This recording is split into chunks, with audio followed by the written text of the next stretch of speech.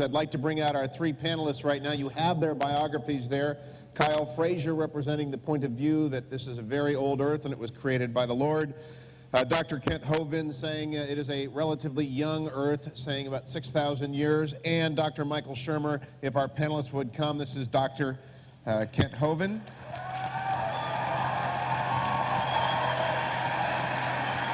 If we can have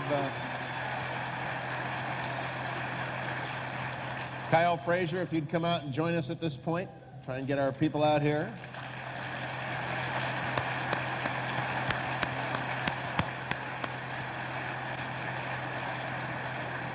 An old colleague of mine from PBS days in Los Angeles, Dr. Michael Shermer. Michael, if you'll join us now as well.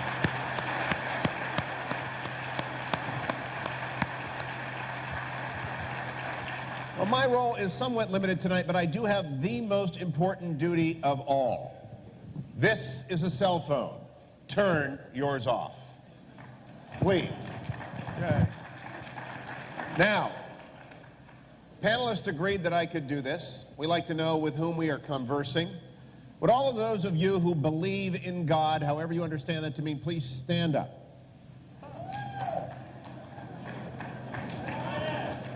Those of you who denominate yourself as a Christian, please continue to stand. The rest, please sit. What? If you are a Christian, remain standing. If you are a Christian who believes that the earth was created in the last 10,000 years or so, please remain standing. The rest of you sit. It's a young earth crowd. Oh, my goodness. We ask only as we talk about, okay, you can all sit down now. It's not like Simon Says. I do that with the first graders that I teach on Sunday, and they always win. I would encourage you to bring to this debate that which C.S. Lewis brought to every single one of his books, an openness to experience and a wonder at the world as it is created. I am a mere Christian. Denomination doesn't matter tonight. It ought not to matter in how we consider our panelists' presentations. But listen with an open mind and with the spirit to be led as our authors and experts bring us. And here are the rules, so you know what we're going to do. 15-minute beginning statements from each of our panelists, followed by 5-minute rebuttals, conversations. That takes us to an hour if you're doing the math and you're a lawyer really slow, like me. And then 2-minute round, and then we're going to take a break. So a mere hour and 10 minutes away, you'll have a chance to mumble to your neighbor about what's been said. But until then, till we get to our break, please listen with great attention. We begin with Dr. Kent Hovind. Doctor.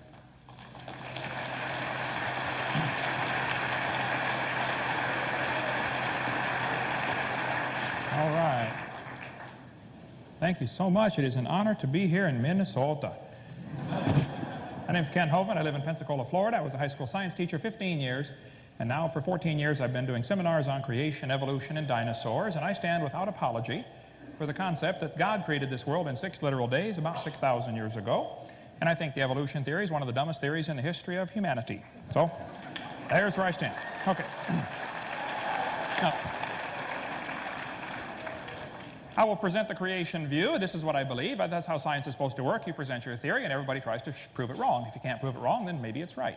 The Bible teaches about 6,000 years ago, God made everything.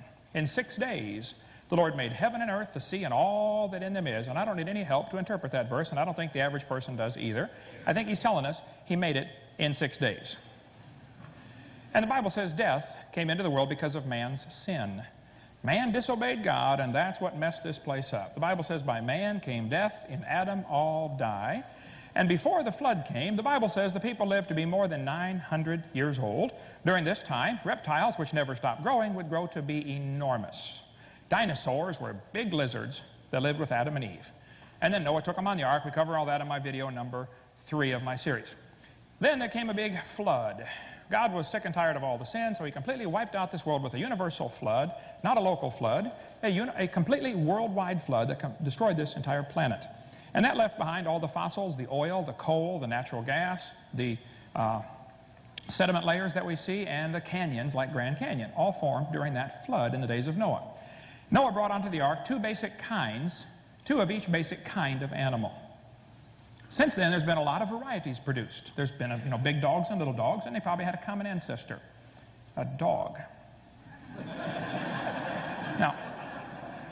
Science tells us things that we can observe or study or test. That is science. Okay? Evolution is not science, and technically creation is not science. Neither view is technically scientific. We cannot observe the creation. We cannot observe the evolution theory. Both are inherently religious. The difference is the evolution religion is tax supported. That's the primary difference. Now, I like science. I'm not against science. I collect science books, and I'll debate anybody on any scientific topic. If I don't know, I'll say I don't know. But I'm not against science, and I don't know any Christians that are. But there are some things mixed in with our science books that are just simply poisonous. Now, Texas has a law that requires instructional materials to be factual. That's a law, okay? Florida has a law that says textbooks shall be accurate. Wisconsin has a law that says textbooks shall have factual accuracy. Alabama says textbooks shall be adequate and current. California says textbooks shall be factually accurate and reflect current and confirmed research. Minnesota says a teacher shall not deliberately suppress or distort subject matter. Yeah, sure. Hey there, fella. You betcha. Okay? Now, the problem is none of those states are enforcing those laws. There are things used to support the evolution theory that are just plain lies. There is no other way to say it. It's a lie. And we're going to try to get to some of those tonight. But we need to define what we're talking about. This word evolution has at least 6 different meanings. Only one of them is scientific. First, you would have to have cosmic evolution, the origin of time, space, and matter. Nothing can evolve unless there's something there to evolve. So the evolutionists are always trying to avoid this one because they say it's not part of evolution. It has to be part of evolution. People say, well, you know, we just believe evolution is dealing with things changing. Okay, well, how did the things start? You don't have a coherent theory unless you can explain the origin of time, space, and matter. Secondly, there have to be chemical evolution. According to the Big Bang theory, the Big Bang produced hydrogen and maybe some helium. Well, how did we get these other elements? You mean uranium evolved from hydrogen? They'll say, well, this happens in fusion in stars. Yeah, but you can't get past iron with fusion. There is no explanation for why we have all these different chemicals other than God designed it. Thirdly, we'd have to have stellar evolution. The stars would have to evolve. Nobody's ever seen a star forming. We see a few spots getting brighter, and the evolutionists will say, see, there's a star forming. No, there's a spot getting brighter. Okay? It could be the dust is clearing and you're seeing a star that was already there. Nobody's ever proven the formation of one star. And yet there's enough stars out there right now that everybody on planet Earth can personally own 2 trillion of them to yourself. Those are the ones we know about. We don't know about the ones that we don't know about. Fourthly, there would have to be organic evolution. Somewhere, somehow, life has to get started. And the evolutionists really don't like to talk about this one, but they're stuck with a very embarrassing position. Modern 21st century scientists are still believing something proven wrong 200 years ago by Pasteur and Francisco Redi. They still believe in spontaneous generation, that life can come from non-living material. Now, if you want to believe that, that's perfectly fine. I don't care what you believe. Don't call that science. And don't make me pay to put that in the public school system as part of science, okay? That's part of your religion. You ought to keep that at home. Fifthly, we have what is sometimes called macroevolution. I don't like this word, and nor the next one, but this says there are changes from one kind of animal to another. Nobody's ever seen that happen, okay? Lastly, we have what's called micro, and I really don't like that phrase, but I'm going to use it tonight to explain it. Microevolution tells us there are variations within the kinds. You may get a big dog or a little dog, but you're going to get a dog, okay? The first 5 definitions of this word are purely religious. None of those have been observed at all. They are outside the realm of science. But the evolutionist has to believe that all 5 of those happened. What we do observe are billions of little changes within the kinds. The Big Bang theory teaches 20 billion years ago, there was a Big Bang where nothing exploded and produced everything. This is what the textbook says. 18 or 20 billion years ago, all the matter in the universe was concentrated into one very dense, very hot region that may have been much smaller than a period on this page. For some unknown reason, this region exploded. Everything in the universe, smaller than a period on a page. Wow. That's a crowded dot. And then 4.6 billion years ago, the Earth cooled down and formed a rocky crust. Yes, boys and girls, the planet Earth cooled and a rocky surface was created. And the Earth's surface was hot, and there were large pools of bubbling lava. But it rained on the rocks for millions of years. This is what the textbooks teach, okay? Millions of years of torrential rains created great oceans.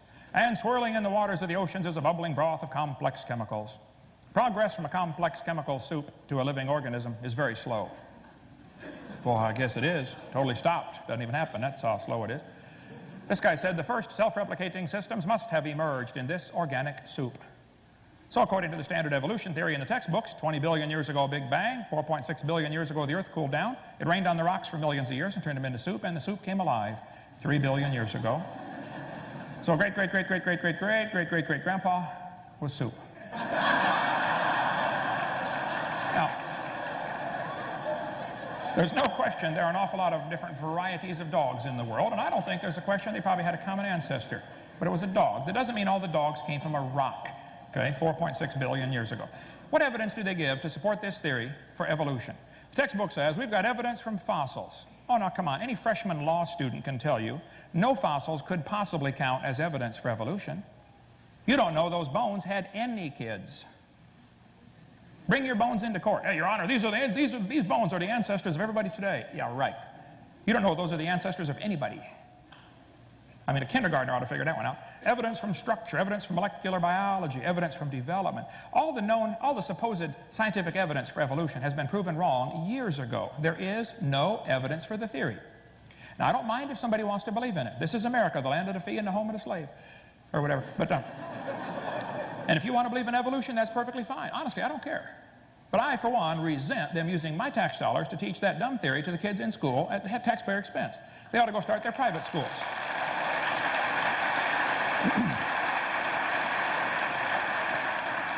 Evolution is based on two faulty assumptions. Number one, they assume that mutations will make something new and better. That has never been observed. Secondly, they will assume that natural selection makes it survive and take over the population. You see, in order for evolution to really work, if one animal evolves a little better than the rest, what must happen to the rest of them to make this work? Well, they've got to die. Evolution is a religion of death, not life. The question is very simple in my mind. Did man bring death into the world, or did death bring man into the world? Because if evolution is true, death is the hero of the plot. Darwin understood that very well and said so on page 217 of his book. It's true that mutations happen. There's no question there. But mutations do not produce any evolution. This is a five-legged bull. That's a mutant. There's no new information. It's a scrambling of existing information. Same with the short-legged sheep. That's a mutant. But there's no new information. This two-headed turtle is a mutant. It's not ninja, but he's mutant. And he's going to freeze first winter because nobody makes a double-neck turtleneck sweater. See, mutations are a scrambling of information that is already existing. They're not going to create a thing. This textbook shows a four-winged fly, and it says normal fruit flies have 2 wings. This mutant has 4. This rare mutation, like most mutations, is harmful. Then it says beneficial mutations are the raw material for natural selection. Well, excuse me, why don't they give an example of a beneficial mutation? Because nobody's ever seen one. They show the kids a bad one, and there's plenty of those, but they never show a good one. One professor said, I know a good mutation. People in Africa that get sickle cell anemia cannot get malaria as easily. I said, well, that's brilliant, sir. That's like saying if you cut off your legs, you can't get athlete's foot. And by the way, that's always the one they bring up, okay? That's all they've got. Textbook says evolution and natural selection go together. Oh, come on. Natural selection selects. It doesn't create anything. Creationists don't argue about natural selection. I think it happens. But it selects. It's not a creative process. This horse was artificially selected by humans down to get the smallest horse they could get. As far as they know, the smallest one in the world. Talk about useless. See, natural selection is not a creative process. It doesn't create a thing. I taught biology. I'm not against biology. Natural selection works, folks, but it doesn't create. It just selects. If you worked in a factory that made cars and you selected the good ones to go through and the bad ones to not make it out the door, how long would it take that selection process to create an airplane out of that car? It's not going to do it, okay? You may get a big dog or a little dog, but you're going to get a dog. And probably the dog, the wolf, and the coyote had a common ancestor. I wouldn't argue about that. But every 5-year-old kid knows they're the same kind. I do this all the time. I get a 5-year-old kid. Okay, kid, here we got a dog, a wolf, a coyote, and a banana. Which one is not like the others? They get it every single time, okay? See, the Bible says they bring forth after their kind, not after their species. Darwin wrote a book called The Origin of Species. Who knows? Nobody's ever given a good definition of what a species is. They say, well, a dog and a wolf are different species. Yeah, but they can still interbreed and produce puppies. So what is the good, hard, fast definition of species anyway? The Bible says it's the same kind, and that's where the argument ought to be held. Variations certainly happen, but they have limits. Farmers have been trying for years to get bigger pigs. Do you think they'll ever get a pig as big as Texas? No. My whole point is there are limits. We have roaches in Florida, big ones. Roaches eventually become resistant to pesticides, but they will never become resistant to a sledgehammer. We could spend hours on the resistance. I only got a few minutes left here, but I grew up in Illinois, corn country. There are so many kinds of corn, they have to number them. You'll drive down the highway and there's BX65. You know, don't mix it up with XL29. Something will explode. But I'll tell you what, folks, you can crossbreed corn from now to the cows come home, and you're always going to get corn. You never get a hamster or a whale or a tomato to grow on your corn stalk, okay? Variety of dogs. This Irish textbook calls it divergent evolution. Oh, come on. A poodle and a terrier coming from a wolf is not divergent evolution. Don't give it a fancy name. It's still a dog, okay? It's a variety of dog. And there are thousands of examples of variations that happen within the kinds. And creationists don't argue about that. Variations happen. But the point is, they're still the same kind, which is precisely what the Bible said would happen. Tomorrow is the Kentucky Derby. You know, in the last 100 years, they've gone from an average winning speed of 127 to an average winning speed of 123. Now, even in the old days, they got some good times turned in. How much money would you guess has been spent on the Kentucky Derby trying to get faster horses? Now, I don't know if they reached the absolute limit for horse speed or not, but I suspect they're getting kind of close. I mean, if you really want to win the Kentucky Derby, why don't you breed wings on your horse and fly around the track in 12 seconds? The whole point is, variations happen, but they're limited. This magazine, you can order chickens. What kind you want? Red Rocks, White Rocks, Cherry Eggers, Brown Leghorns. And then it says, jungle fowl are the original bird from which all varieties and strains of domesticated chickens are derived. Did you know all the chickens had a common ancestor? It was a chicken. Creationists don't argue. Variations happen. God created an incredible gene code in each of the original kinds of animals, and they can produce a wide variety of offspring. Some of them can live in the cold weather, and some can live in the hot weather. And they probably had a common ancestor. No argument. But that's not evolution. Tonight you're going to hear three different opinions. Tonight, the right one, which you just heard, and then two others. God created this world in 6 literal days. He made it with the animals with a variety to produce an incredible variety of offspring. Then he destroyed this world with a flood. And the Bible teaches he's going to come destroy it again one of these days, pretty soon. And if you're not ready for that, you ought to get ready soon. Thank you.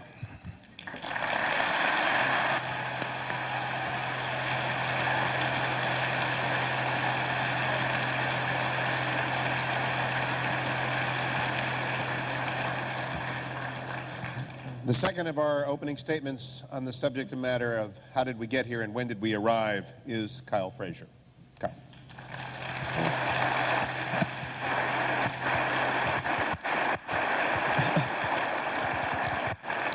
Test. Wow, what a hard act to follow, and especially seeing all of you raise your hands and realizing that we're in quite a bit of a minority here. I would just like to start out by saying a brief thank you. In particular to you for your kind attention, and I would also like to say my appreciations to Drs. Hovind and Dr. Shermer for attending here tonight. I hope you understand. After preparing for this, and this is the first such event like this for myself, I can honestly say I've never worked for anything any harder in my life and still feel totally unprepared. So you'll just have to accept that the amount of time and sacrifice that they took to be here and participate was a significant sacrifice. Second, I would also like to thank my science advisory team, Jeff McCallum, Paul Nyhus, and Walter Remine, whom you may meet at our book tour, our book table in the back. I would like to start out just kind of by clarifying the purpose of debates. I don't know about you guys, but I've been to a few debates in my life, and I always kind of went there thinking, well, you know, when I get there, I'm going to find, you know, people are going to change. Somebody's going to get up there and it's going to change a lot of people's views. And the hope is that, you know, people, still with me? Why don't we turn this one off and I'll take one from the table.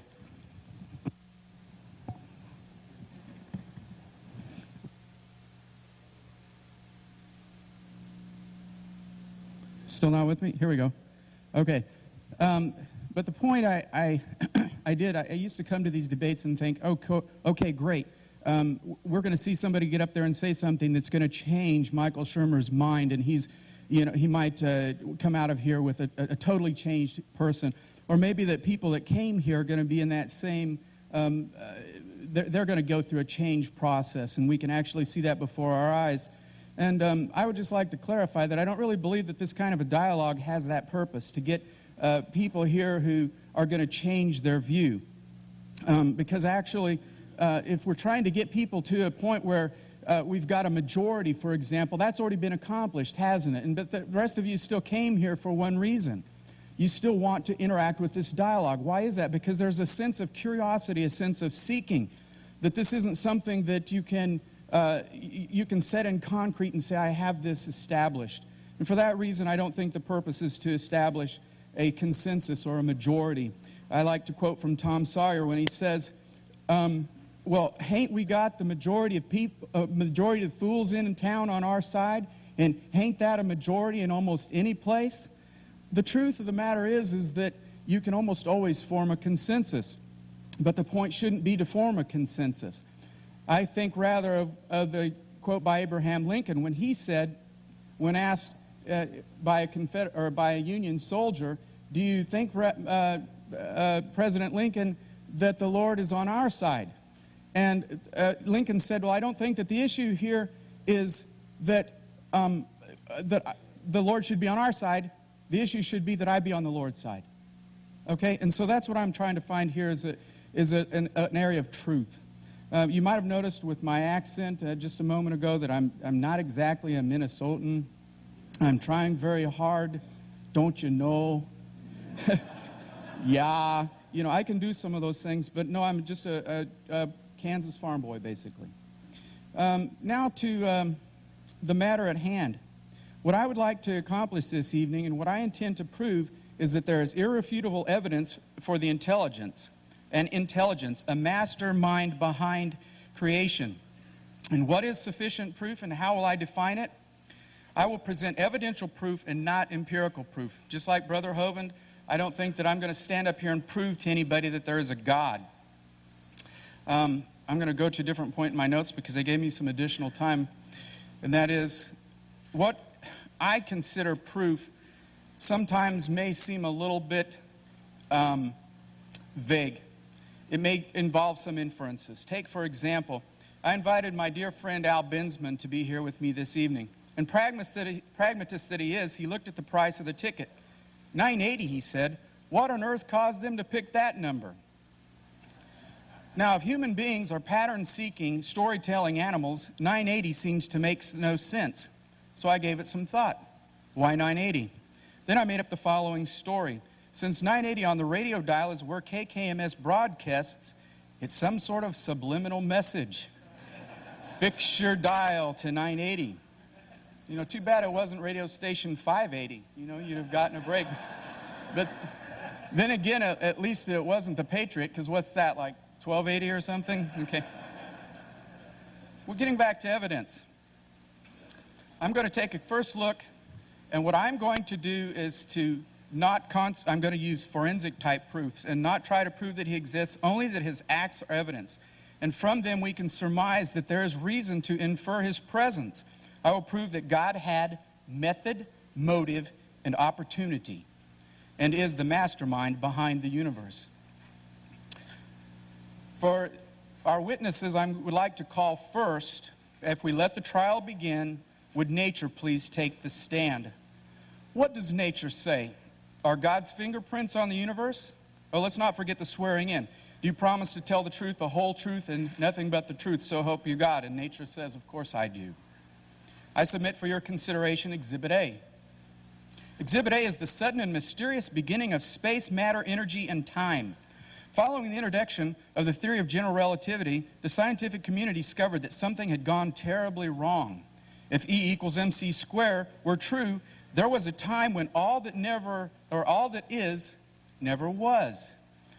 Physicist Paul Davies said, this singular event represents the creation not only of all matter in the universe, but of space and time as well. What preceded the creation was not just a featureless void, but literally nothing at all. Now for your consideration, I submit Exhibit B. Exhibit B is an expanding universe. In 1929, Edwin Hubble announced his famous law of redshifts as evidence for the expansion of the universe. This expansion is extremely fine-tuned to produce our universe. The value of it is 1 part in 10 to the 120th power.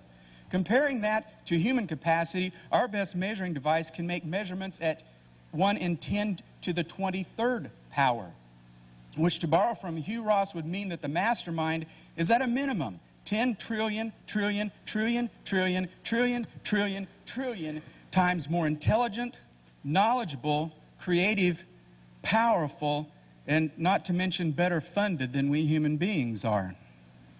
Why is that so profound, this expansion in the universe? Simply put, it gets at the root of physics. Objects at rest stay at rest. Objects in motion stay in motion. We've all heard that before, haven't we? Therefore, something or someone has to act if things are moving in the universe. Finally, I would like to provide nature's Exhibit C. Exhibit C, the entropy or the cooling off of the universe. This fact was announced in 1992 by a team of physicists regarding their findings from the Cosmic Background Explorer satellite, or COBE satellite. The universe was cooling exactly as predicted by the general theory of relativity. Stephen Hawking, known for understatement, said, "It is the discovery of the century, if not of all time." George Smoot, UC Berkeley astronomer and COBE project leader, said, "We have found, we have found evidence of the birth of the universe.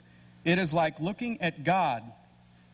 You know, and just out of deference to my brother Hovind here, I've seen that picture and I'm not so sure that it looks exactly like God to me.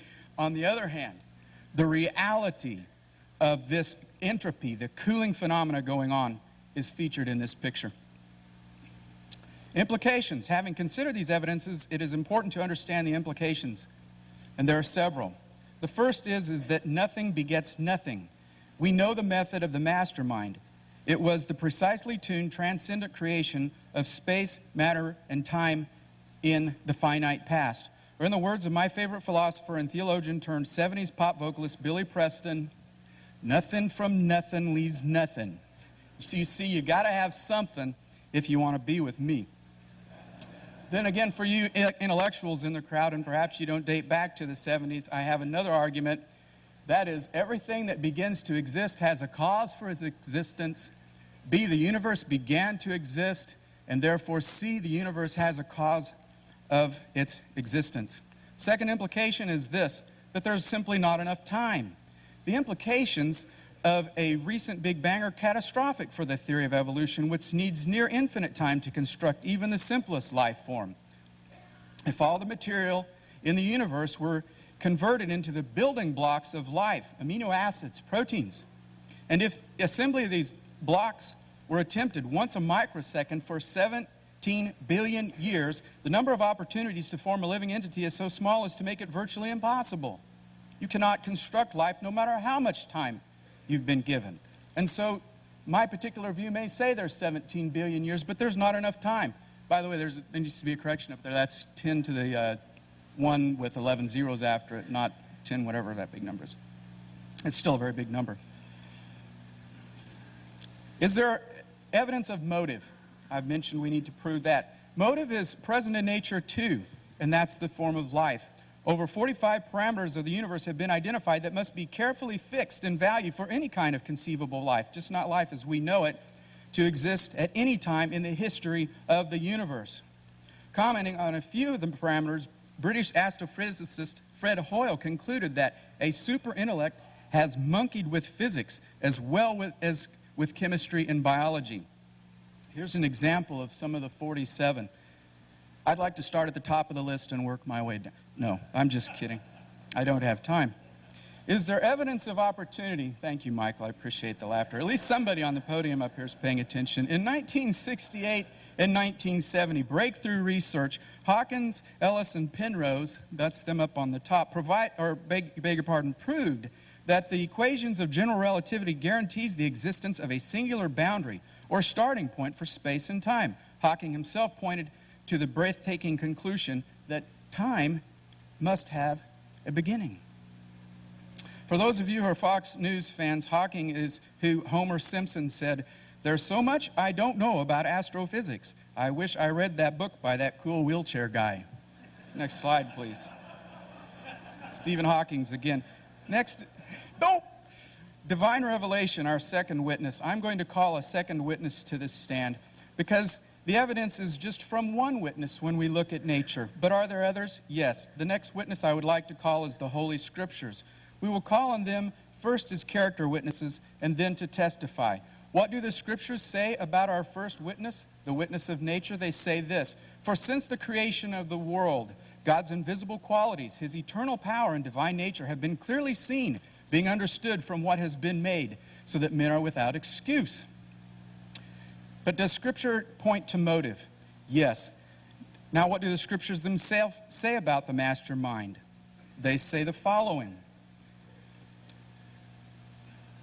In Exhibit A, Hebrews 11:3, by faith we understand that the universe was formed at God's command so that what is seen was not made out of what is visible. You see, there was a transcendent beginning. Is there evidence that there was an expanding universe also? Yes, I submit Scripture Exhibit B. Scripture Exhibit B is Isaiah 42:5. This is what the Lord says: He who created the heavens and stretched them out. I picked that image so you could get a view of what it looks like to stretch out. Here's some additional discussions about the stretching out process. It's perhaps the best stated phenomena of the visible universe in the Old Testament. Finally, is there evidence of cooling or the entropy in the universe in the Scripture? Yes, I submit Scripture Exhibit C. Exhibit C is Romans 8:20 through 23.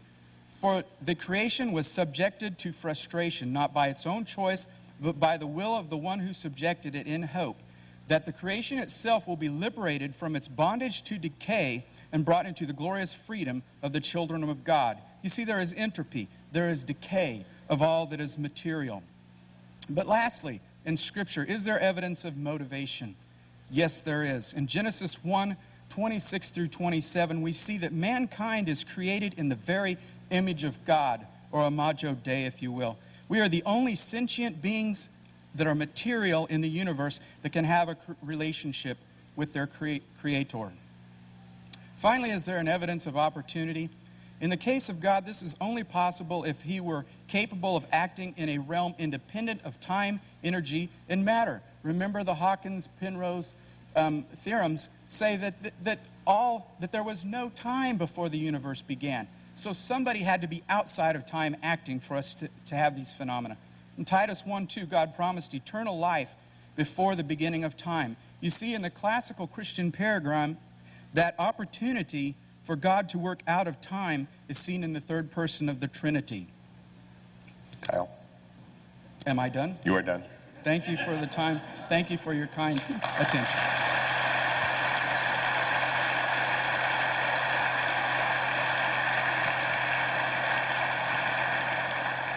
And now presenting the position that indeed there is not God behind how we got here and when we arrived, but with some dates to supply the gaps, Dr. Michael Shermer, the editor of Skeptic Magazine, which you can visit at skeptic.com. Michael.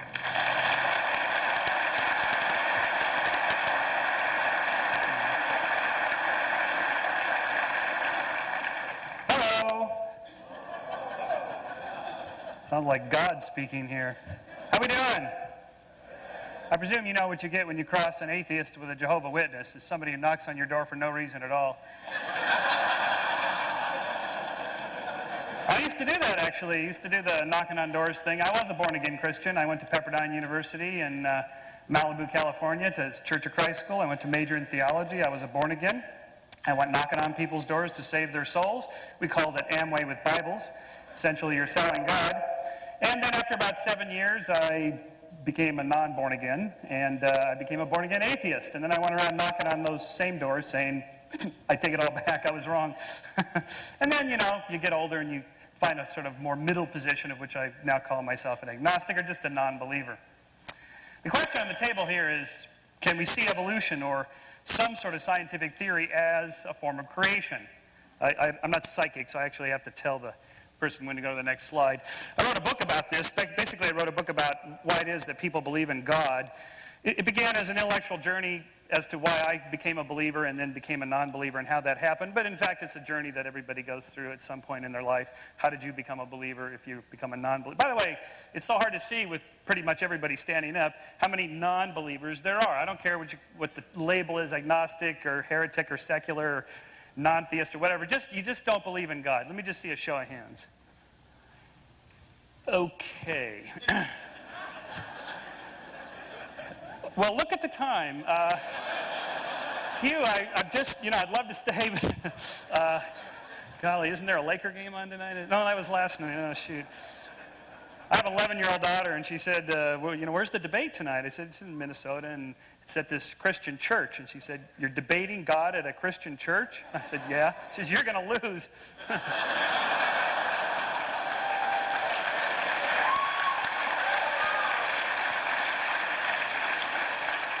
I thank you for her, I guess. So we can go to the next slide. The problem here is that all of these creationist arguments, and I used to make them all, so I know the arguments. They're perfectly good reasons if you already believe. If you don't, they are not convincing reasons. And the reason for this is that these are all what we call God of the gaps arguments. You scientists can't explain blank, X, whatever, therefore there must be a God. This is along the lines of the famous Sidney Harris cartoon. These two scientists, the one says, I think you should be more explicit here in step 2, and the step 2 there is, and then a miracle occurs. You can't, it's just a word. A miracle is just a word for something we can't explain. I don't know how that happened. It must have been a miracle. Next slide. For example, just 2 weeks ago, I went to Clearwater, Florida. There is a very famous, at least in Florida, Virgin Mary appearance. It's a huge icon. The thing sits about 40 feet tall. The local Christian church bought the bank building. It's on the side of a bank building. They bought the bank building. It cost them $10 million to preserve this, which they consider to be a miracle. Next slide. You can see people going there in crutches and wheelchairs. This was about 6 years ago when it first appeared. Today, here's somebody in a wheelchair. They've put up a huge crucifix here. You can see the size of this thing. Next slide. Turns out, this is myself and the amazing Randy, Richard Dawkins, standing in front of a bunch of candles here. There's so much wax from the candles, they had to put down that stuff they put in auto shops to soak up oil. There's so many people there praying to this miracle. Next slide. But in fact, if you walk around, you find out wherever there's a sprinkler head, there's a miracle of this mineral water spray that appears on the windows. Next slide. In fact, on the back side, there's another Virgin Mary that somebody began to wipe off. This used to be there about 5 years ago, so I'm not sure why the church wiped this off, but you can see the miracle beginning to appear. There's another Virgin Mary here, yours truly here. Next slide. In fact, the question is it really a miracle of Mary, or is it a miracle of Marge?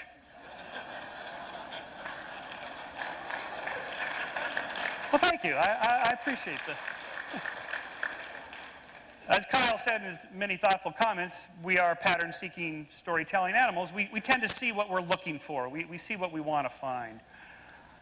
Now, I can't teach my entire course in evolutionary theory in 10 more minutes. So what I want to do is just leave you with one deep message with a couple of examples of this. And that is, even if I can't explain it, I can explain the Virgin Mary thing. It's mineral water spray. There used to be a palm tree there, and spray and left it there, and they cut the palm tree down so people could see it. Okay, no big deal.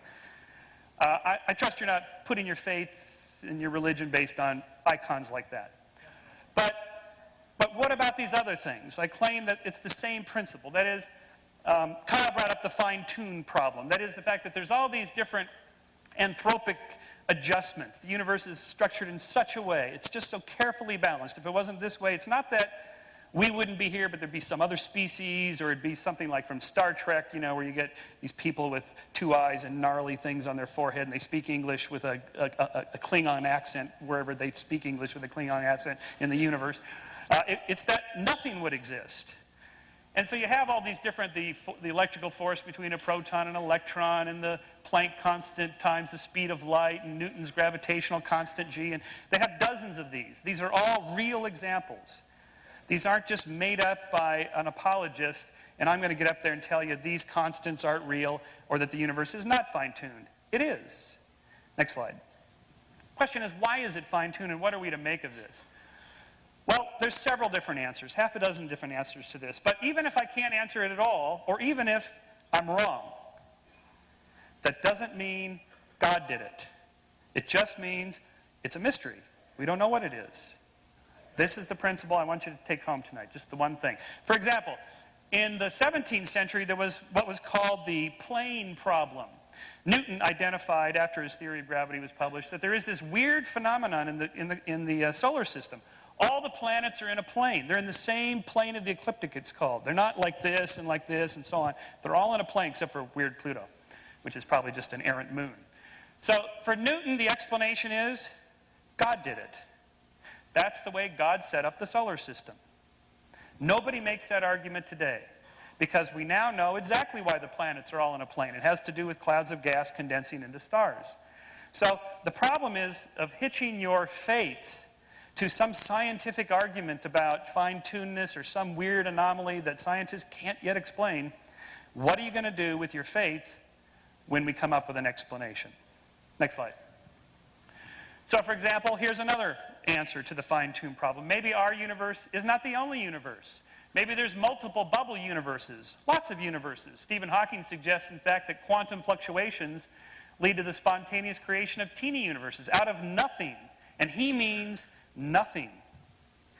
Most of the universes collapse to nothing, but a few will reach critical size, will expand in an inflationary manner, and will form galaxies and stars and maybe beings like us. Most of them don't. If they exist, we don't know that they exist. This is mathematically possible. We're still trying to collect data on this. Next slide. The latest issue of Scientific American just came out last week, has a whole issue devoted to this very subject. It's no longer science fiction. Now, cosmologists are beginning to devise ways to test, empirically test, to find out if there are other universes other than our own. So, in summary, if each of these different bubble universes, and there may be an infinite number of them, all have slightly different laws of nature, slightly different fine-tuned, not so fine-tuned, terribly tuned for life, and so on. All the ones that are terribly tuned and not so fine-tuned won't give rise to life. Any of them that are like ours, and if there's enough of them, and if there's an infinite number of them, that's enough, any of them that are like ours may give rise to sentient beings like us who ask the question, where did we come from? That's one answer. It may be wrong, but if it's wrong, it doesn't make the God hypothesis right. It just means we don't know yet. Next slide. So, continuing on the design thing. The question is, what made the whale's flipper? This is just one of hundreds of examples I could use. The whale's flipper has this pretty nifty design for cutting through the water. The whole body of the whale is a fusiform body. The head doesn't have a neck and shoulders. You know, they just all blend together for cruising through the water. It's hydrodynamic instead of aerodynamic. But if you actually take the skin off, you see what the flipper looks like. It looks like your arm. Now, why would an intelligent designer design a not-so-intelligently looking flipper? In fact, it looks like our flipper, except we don't have a flipper, we have an arm. The answer is because a top-down designer didn't build it. A bottom-up tinkerer called evolution did. Next slide. So, for example, if humans were designed by God, we might look something like this. To alleviate the lower back problems we have, more vertebrae that are thicker. To alleviate the problems of blood flow in the legs and blood collection in the legs, you have stronger veins and more valves. You have much larger buttock muscles here to hold this upper thing. Your ears would be slightly different, and so on. The arms would be shorter. The rib cage would be larger to hold the organs. The point is this. Yes, it looks like design has happened, but is it really intelligent design? Does it look like an omniscient, omnipotent being really made us with all the little flaws in our design? Next slide. Another question, evolution or God or intelligent designer. We have two different hypotheses here. Dr. Hovind, God, and Kyle, intelligent designer, id, whoever it is. The question is, like, let's just say, just take this one sequence of the evolution of the ceratopsians, like the Triceratops, the most famous, the little three-horned dinosaur, Triceratops. Where'd it come from? Okay, regardless of whether the picture is right or not, it's roughly right, because we have quite a few fossils here. When did id, or God, interject his influence? Did he just create the general form and then evolution created all the other forms? Or did God interject at each of the family level, or at the genus level, or at the species level? When does God intervene when he's intervening? At every single individual born, is God tweaking the system? You will not find consensus among creationists on this question. It's very interesting that they dissent among themselves about how often and when God intervenes. Anything from he set the whole system up at the beginning and stepped out and just let it run by itself, to he tweaks every single little molecule and genome in every single one of us that is born, and everything in between. Next slide. So, how do we know evolutionary theory is true? It's not true, capital T, true in a religious sense. It's not true in a political sense, not true in a legal sense. You've heard two legal metaphors tonight. This is the wrong metaphor. Science is not the law. It's a different way of thinking completely. This is why when lawyers try to do science and scientists try to do law, they get messed up. They shouldn't do that. There's different ways of thinking. Science traffics in fine shades of gray, with probabilities of being more closer to truth or less closer to truth. But there is no capital T truth. However, we are confident that it's provisionally true. That is, could be wrong. We'll see. But it gives a coherent explanation of what we know. It's conciliant. That is, independent lines of inquiry all jump to the same conclusion. And it predicts new findings which so far have been confirmed empirically. For example, next slide. Just on the age of the Earth question, I just threw this in in the limo driving over here typing because I realized we were supposed to discuss the age of the Earth. I mean, how do we know how old the Earth is? A bunch of different ways. Potassium-argon dating. There's half a dozen different radioactive decay dating techniques. Carbon-14 dating. Plus the age of the moon rocks, the age of the solar system, the age of the universe. Now, this is the point. These different ages that scientists infer from the different techniques are not done in one lab or at one conference by one committee that says, hey, look, you know, we got that creationist conference coming up. We got to get our story straight on what our date is.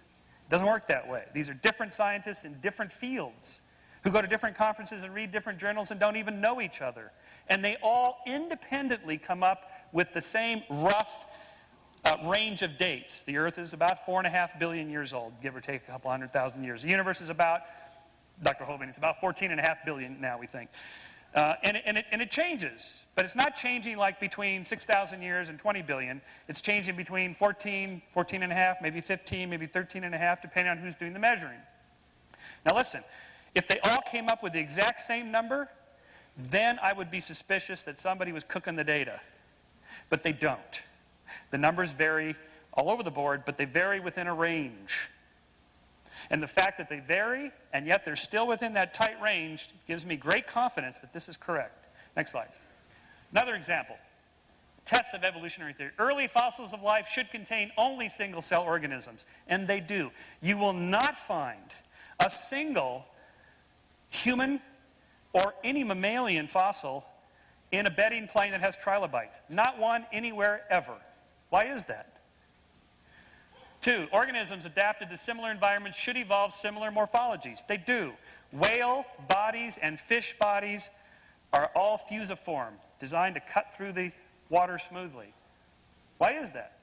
Organisms sharing most of their DNA should develop following the same basic patterns. They do. Fossils found in different continents that were once united should be similar to each other. They do. Last slide here. So, in my rebuttal then, we'll come back to irreducible complexity, but my point in my opening argument here is that we have answers to these mysteries. Some of them we're very confident in, others we're less confident in, others we admit that we're just guessing, we don't know, more data needs to be collected. But even if we're wrong about all of it, it doesn't make the God hypothesis right, and I would caution you, don't hook your faith to any scientific argument, because what are you going to do if it's wrong? Or what are you going to do if it turns out we have an answer? Thank you.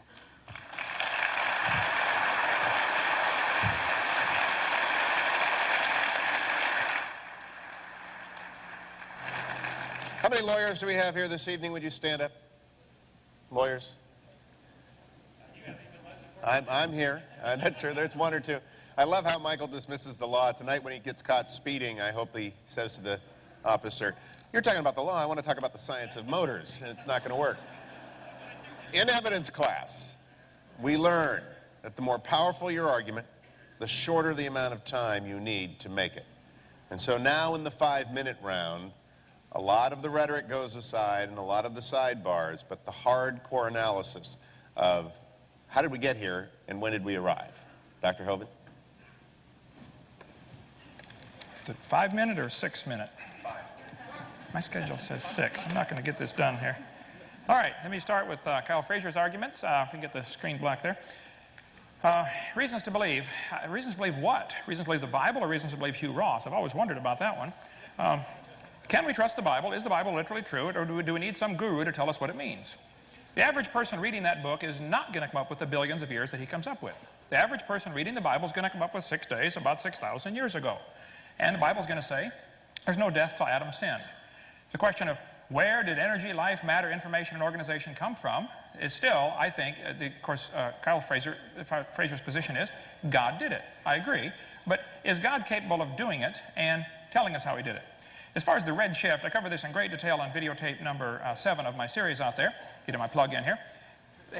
Most of his arguments seem to be based on the assumption that the red shift proves the universe is expanding, and the universe may be expanding.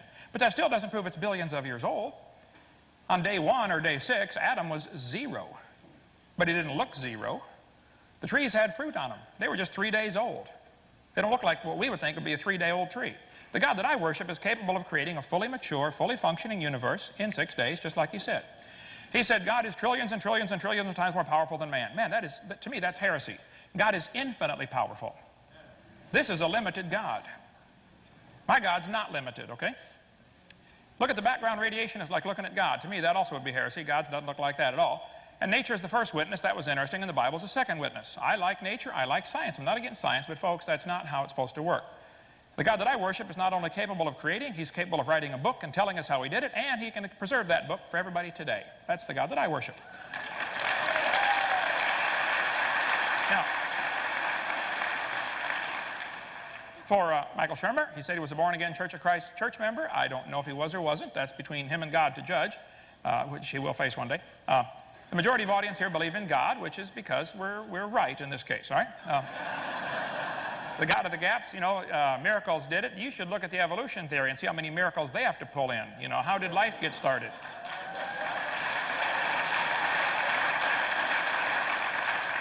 His argument that the Virgin Mary appeared on the side of a building as a natural explanation, I agree. I think that's dumb. I think it's a fundraiser for the Catholic Church. I think there's a lot of that stuff goes on. Okay? And I think he is very right to be skeptical of many of the things going on in Christianity. He's right. They ought to be skeptical. Okay? My position is it's good to be skeptical of things like that. Now, he ought to use the same skepticism on the evolution theory, but he's not doing that. Okay? If we cannot explain it, that does not mean God did it. I agree. There are many natural explanations. Okay? Do scientific explanations nullify our faith? Not at all. I love science. I don't know anything scientific that nullifies the Bible. I know that a lot of things the Bible contradicts from evolution theory, but evolution is not part of science. Evolution is a religion. He said nearly, by the way, let me point out here, nearly all branches of science were started by creationists, because he mentioned, I forget what the point was that brought that up, but I put it in here. Okay. Francis Bacon was a creationist, Kepler, Pascal, Boyle, Newton. The list is huge of people who, creationists, who started just about every single major branch of science today. The evolution theory has done nothing to the improvement of science. It is a useless theory, and it is counterproductive, in my opinion. So you can't claim that scientists are all evolutionists. They're not. There are thousands of scientists today who are creationists. Okay? Many major branches of science were started by creationists. Let's see, where did I leave off here? Comparative anatomy, that was interesting that he would use that one about the whale's flipper. Comparative anatomy, if I can get to that one. Oh, did I get to the right one? I'm sorry, I'm going to have to install the ocular enhancers. Hey, I'm 50 years old. I've been fighting it as long as I can, all right? It's true that the human arm and the whale's flipper and the bat's wing have some similarities. I agree. We have a radius and an ulna, so does the whale, okay? But the whale didn't name them, by the way. This textbook says these homologous structures provide evidence that these animals evolved from a common ancestor. This is baloney. Those structures provide evidence that they have a common designer. The same guy designed them all. It works great.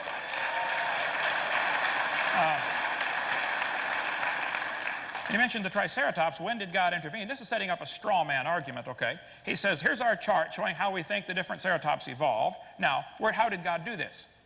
That's a straw man argument, okay? I don't know how many different kinds of creatures God originally created. That's up to him, I suppose, okay? And what he's done, he's taken the evolutionary assumption that there is some kind of order to this geologic column. And by the way, the geologic column does not exist any place on planet Earth, okay? Geologic column is one of the biggest, cruelest jokes in the history of humanity. I taught earth science for years. Geologic column does not exist. And then he mentioned carbon dating, and all these things give ages within a certain range, which proves their accuracy. Well, let's see. Living mollusk shells were carbon dated 2,300 years old. They're still alive. Science, volume 141. Freshly killed seal, carbon dated 1,300 years old. Antarctic Journal, September. Fresh shells from living snails were carbon dated 27,000 years old. Well, that's accurate. This guy said if a C14 date supports our theories, we put it in the main text. If it does not entirely contradict them, we put it in a footnote. If it's completely out of date, we just drop it. Anthropological Journal of Canada, volume 19, said no matter how useful it is, the radiocarbon method is still not capable of yielding accurate and reliable results. There are gross discrepancies. The chronology is uneven and relative. The accepted dates are actually selected dates. This whole blessed thing is nothing but 13th century alchemy. It all depends upon which funny paper you read. One part of a mammoth dated 29,000 years old. Another part of the same animal is 44,000 years old. Man, you talk about a slow birth. Dima, well, I told you I need 6 minutes, but that's okay. We got plenty more. Get video number 7 right out there. Thank you so much.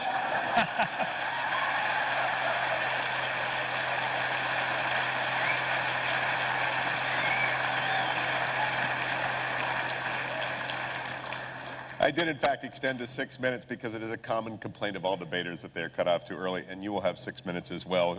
Kyle Frazier, you're up next.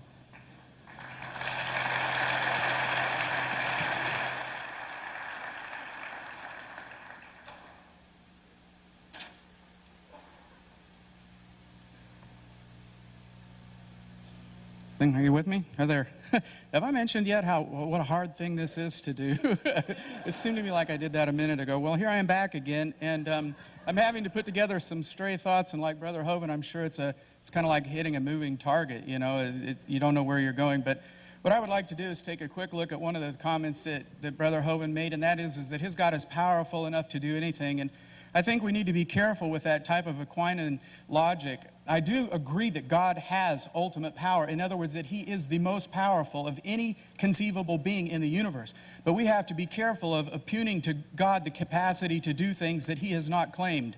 We have to be careful about ascribing to God things that He cannot do. Could He make a stick with only one end? No, a stick has 2 ends on it. It's because that's a logical contradiction for God to do something like that. Can He make a rock that He couldn't lift? Okay? No, it's a logical contradiction for God to do something like that. And so we need to be careful of ascribing to God those things that He has not claimed. And so when I take a look at how powerful God is, and Brother Hovind says his God is powerful enough to do it in 6 days, and that my God is inept because I claim a God that did it in 17 billion years, I have to say, well then, why not 7 nanoseconds? Or why didn't He just do it instantly? Boom! Because for whatever reason, in the chronology that's described in the Scriptures, it follows a sequence. And the writers of the chronology put some devices on it for us to remember. My particular belief is that those devices were terms. Those particular terms included the word day, yom. It's perfectly consistent within the Scriptures to interpret the term day as a 12-hour period, a 24-hour period, or a long period of time. Elsewhere through Genesis, for example, the term day is used in reference to the harvest time. Or, you know, we might say Abraham Lincoln in his day. It's a natural thing for us to use terminology like that. It's used throughout the Scriptures in many, many multiple of occasions, and it's not wrong for us to take it in this context. Why is it then that I have chosen to take the context somewhat differently than the one that seems to show the most powerful God? Because as I showed earlier, I am working from what is called a dual revelational paradigm. The dual revelational paradigm believes that God put his truth in place and that it's true in both places. That he put nature in place and he communicates from us truly with nature. He put his word in place and he communicates with us truly in his word. And I believe you occasionally have to set the two of those side by side. And that you have to use a systematic theology to look at those things and say, if nature is saying this, if the word is saying this, and if there is an apparent contradiction, do we reconcile it? Or do we walk away from it? I believe that it's necessary for us to make that reconciliation. Because if we don't make that reconciliation, what we have, in effect, is a universe that sent us light over 17 billion light years away. It is moving away from us, as Dr. Hovind has suggested. And since it is moving away from us, it's expanding. And that light has gotten to us after about 17 billion years, and we're observing it now. For us to have observed it any sooner than that, either the events on the outside edge of that travel never occurred or were fictitiously made by God for us to observe them that way, or they actually happened at that distance and that amount of time away from us. I believe that God communicates his word in truth. There are numerous examples of this. I could list just a few: Psalms 104, Psalms 139, Job 38:41. But my need is to take a look at this concept of a long day. The first chapter of Genesis declares that within 6 days, God's miraculously transformed a formless void, the earth, into a suitable habitat for mankind. The meaning for day here has become the center of the controversy. Does it or does it not make for a conflict between the scripture and science? The answer to that depends upon whether the time periods indicated are 24 hours or in the order of millions of years. Many scientists and many Bible scholars would agree that the correct and literal interpretation for the creation day is one that takes into account definitions, context, grammar, and relevant passages and other parts of Scripture. All we're trying to do is take a systematic approach to this. In fact, one of the problems I have with the approach to the Scriptures that take one verse out of a series and apply it to all of our life is the failure to do a systematic approach to the Scriptures. Because you see, even the Scriptures, on occasion, have items in them that you look at and you say, it just said this. I'll give you an example in Proverbs. Do not answer a fool according to his folly, or he will despise you. The very next verse it says, answer a fool according to his folly, or he will despise you. Are we wrong in taking both of those as correct? Isn't one or the other true? The fact of the matter is that the Scriptures intend for us to take both as true. And I believe that the Scriptures are also saying that we should take nature as true, as well as the Scriptures. And the unfortunate problem with not doing that is that you have circular reasoning. Perhaps I'll be able to get back to this in a moment. But if you take one form of inspiration and you say it alone carries the whole weight of the argument, you have it confirming that in itself.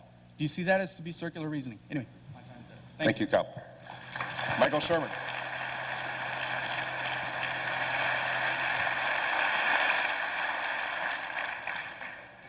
Okay, now look. I really like what Kyle had to say. He's very thoughtful on his thoughts on the Bible. I concur with much of that, actually. And Dr. Hovind, I have never heard somebody give a 2-hour lecture in 15 minutes like you can.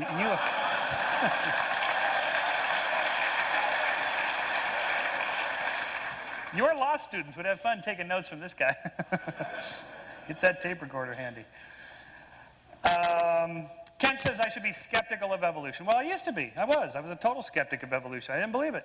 I didn't for years, for a long time. I read all the creationist literature. I read what the creationists said was evolution, and I didn't believe it because it sure didn't make sense. Then I actually took some courses in the science of evolutionary biology, and I found out, oh, well, this is nothing what the creationists were saying that it was. This is like a science. This is a whole different thing. This isn't anything what I was told. Then I realized, okay, these are two different things. Science is different than religion. It's a whole different way of thinking. It's a different way of analyzing the world. It's just, they're really quite different fields of knowledge. And I found out I was making a huge mistake when I attempted to completely overlap them and use one to prove the other. It doesn't work that way. So I then became, as it were, a believer in evolution, although belief isn't even the right word. You don't believe in evolution. It either is or it isn't, based on the evidence. It's not an article of faith. Which brings me to the subject of, is evolution a religion? Look, if evolution is a religion, by which I presume Dr. Hovind means evolutionary theory and the science, not the process itself. If that's a religion, then everything's a religion. Human history, the study of human history is a religion. Archaeology is a religion. Paleontology is a religion. This sort of cheapens what we mean by religion. A religion is a community of believers that serves a social and moral purpose in society. Its purpose is not to test empirical hypotheses. That's what science does. And science has been really good at that. And that's why in the last 400 years, science and religion have largely separated as two spheres or magisteria of looking at the world. Not all religions require belief in a deity, but most do, and certainly evolution doesn't. Dr. Hovind put up a long laundry list of scientists who are creationists. So what? I can give up a laundry list of theologians and deeply religious people, born-agains, who believe evolution. What does this mean? It doesn't mean anything. That's not how we operate in science. We don't go based on how many big-name people believe it. That's not how science works. It's irrelevant. It doesn't matter if nobody believes evolution. It either happened or it didn't. And for the record, by the way, the last survey on this was that 40% of American scientists believe in God. So either, and virtually all of them believe in evolution. So either they're all idiots, or it's okay to believe in evolution and believe in God. It certainly appears to be, since most of them do. Okay, now the question is, I have for Dr. Hovind, or even for Kyle as well. If God did it, aren't you curious how she did it?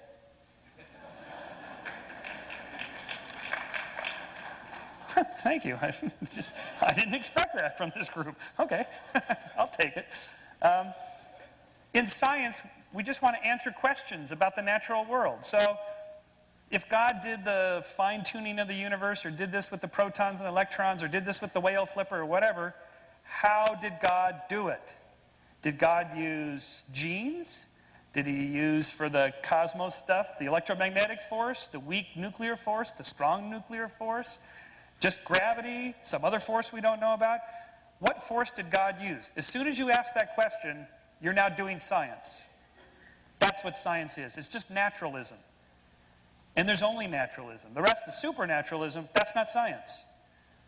You can do that in religion if you want, but that's not science. As soon as you step out of that, you're not doing science anymore. The geological column, by the way, is quite real. In fact, it was laid down and discovered and described by creationists long before the century before Darwin. So don't let Dr. Hovind fool you to thinking that this is some concoction, conspiracy by evolutionists. It's not. The geological column was created, well, discovered by creationists.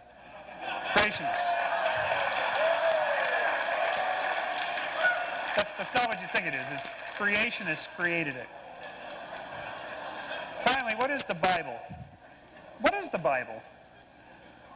Are we to read the Bible as a book of nature? Are you really supposed to read this to find out how the universe began? Are you supposed to read it to find out exactly which deck the predators were on and the prey were on the ark? I mean, 2 of every species. There's somewhere between 10 and 40 million species. Where did he put all these? And who cleaned up the mess anyway at the end of the day? And what did they feed them? If you're asking those kinds of questions, you're missing the point of the Bible, one of the great books of Western literature. You're missing the point if you're doing all this, what I would call pseudoscience. The point of the Bible, like let's say take the flood myth, for example. By myth I mean a story. It's a destruction redemption. It's a starting over. It's a beginning anew. It's we screwed up. We're gonna start over. All the stories in the Bible are moral homilies and tales that tell things. Surely you don't want to take Deuteronomy and its admonitions to kill disobedient children. Surely you don't want to take that literally. Please tell me you don't take that literally. Or that adulterous women should be killed. Please tell me you don't take that literally. And if you don't, then you don't take the Bible literally. Al. Thank you.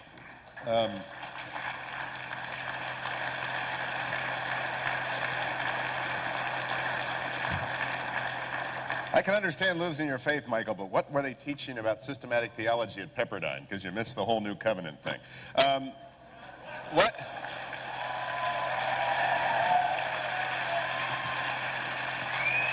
I have a question now. No.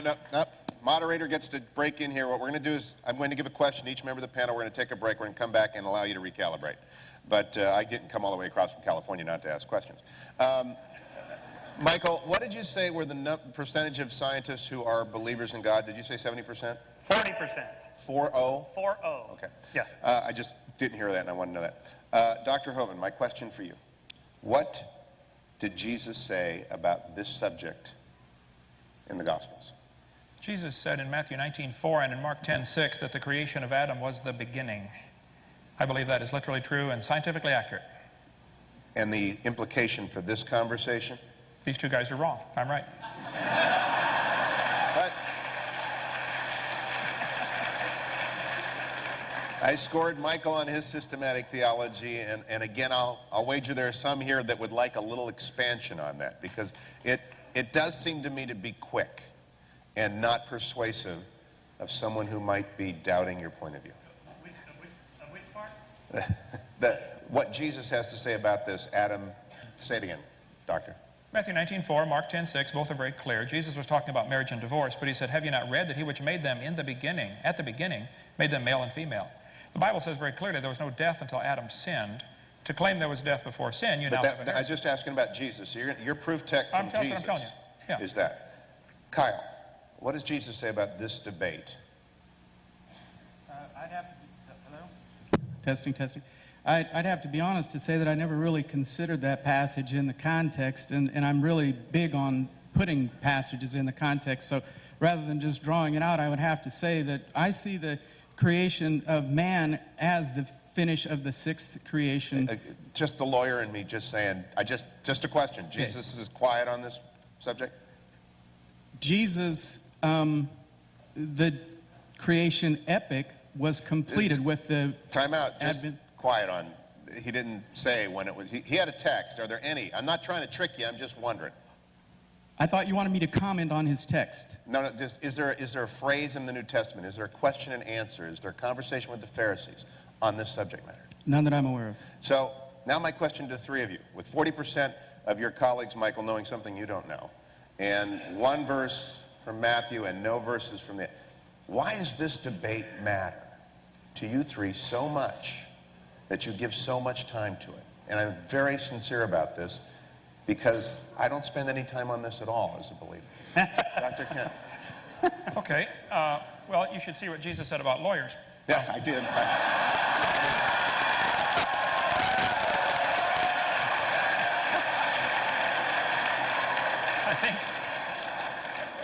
I think this subject is absolutely the most important subject in the world. I travel, I speak 700 or 800 times a year. This is my 76th flight this year already. I take this extremely seriously. The question is very simple. How do we tell right from wrong? But we could get into a discussion of all kinds of moral issues. You know, is adultery right or wrong? Is abortion right or wrong? Is murder right or wrong? It doesn't matter what subject you discuss. Before you start a discussion on a moral issue, you first have to decide how you decide. Do we decide right and wrong based upon majority opinion? Do we decide right and wrong based upon what Congress thinks? Do we decide right and wrong based upon what Saddam Hussein thinks? How do we decide right from wrong? The issue to me is this creation versus evolution issue is absolutely central to all of humanity. Because if there's a God, then he tells us what's right and wrong. If there is no God, there is no possible way to tell right from wrong. And I would challenge the evolutionists.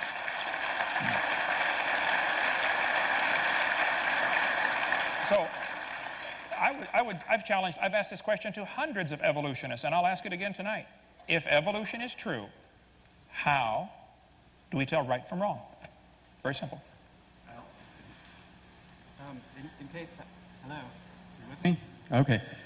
In case I haven't mentioned yet, I do not believe in evolution. I'm just a person who believes that God's creation timeline took longer than 6 literal days. This issue is important to me because there are people like Michael Shermer. There's a world out there who are struggling. Yeah, I don't want to typify you. I don't doubt that I don't want to typify him as a struggling person, but I just want to say that there are people out there who are looking for an answer. I might as well mention that I also started out, first of all, I started out like Michael Shermer, an evolutionist. I then became a theistic evolution because I thought, well, the Genesis 1 record really seems to corroborate with the evolutionary evidence. I worked my way up to Brother Hovind's view, where I followed Dr. Gish and others like him, Dr. Morris, and believed very strongly in what they had to say because it corroborated with the Bible. But it wasn't until I came to this point where I realized that God can do something in a longer period of time if He wants to, and it could correspond to what the revelation in nature shows me has happened. That I believe that both of my belief in God and my understanding of science became real to me. And that has to happen because if you throw out one half of it and say, well, nature just lied to us. Everybody seems to think that it's 17 billion years, but it's really not. We know the Bible is true. I know the Bible is true. I know that nature said something reliable too. It says in Psalm 19, the heavens declare the glory of God. The skies proclaim the work of His hands. Day after day they pour forth speech. Night after night they display knowledge. There is no speech or language where their voice is not heard. Their voice goes out into all the earth. Their words to the end of the world. It transcends language. It sits out there. You go out tonight when you leave here, if you wonder if God can communicate, and you look up at the skies and you watch what He's stretched out before you, it's from God. Michael?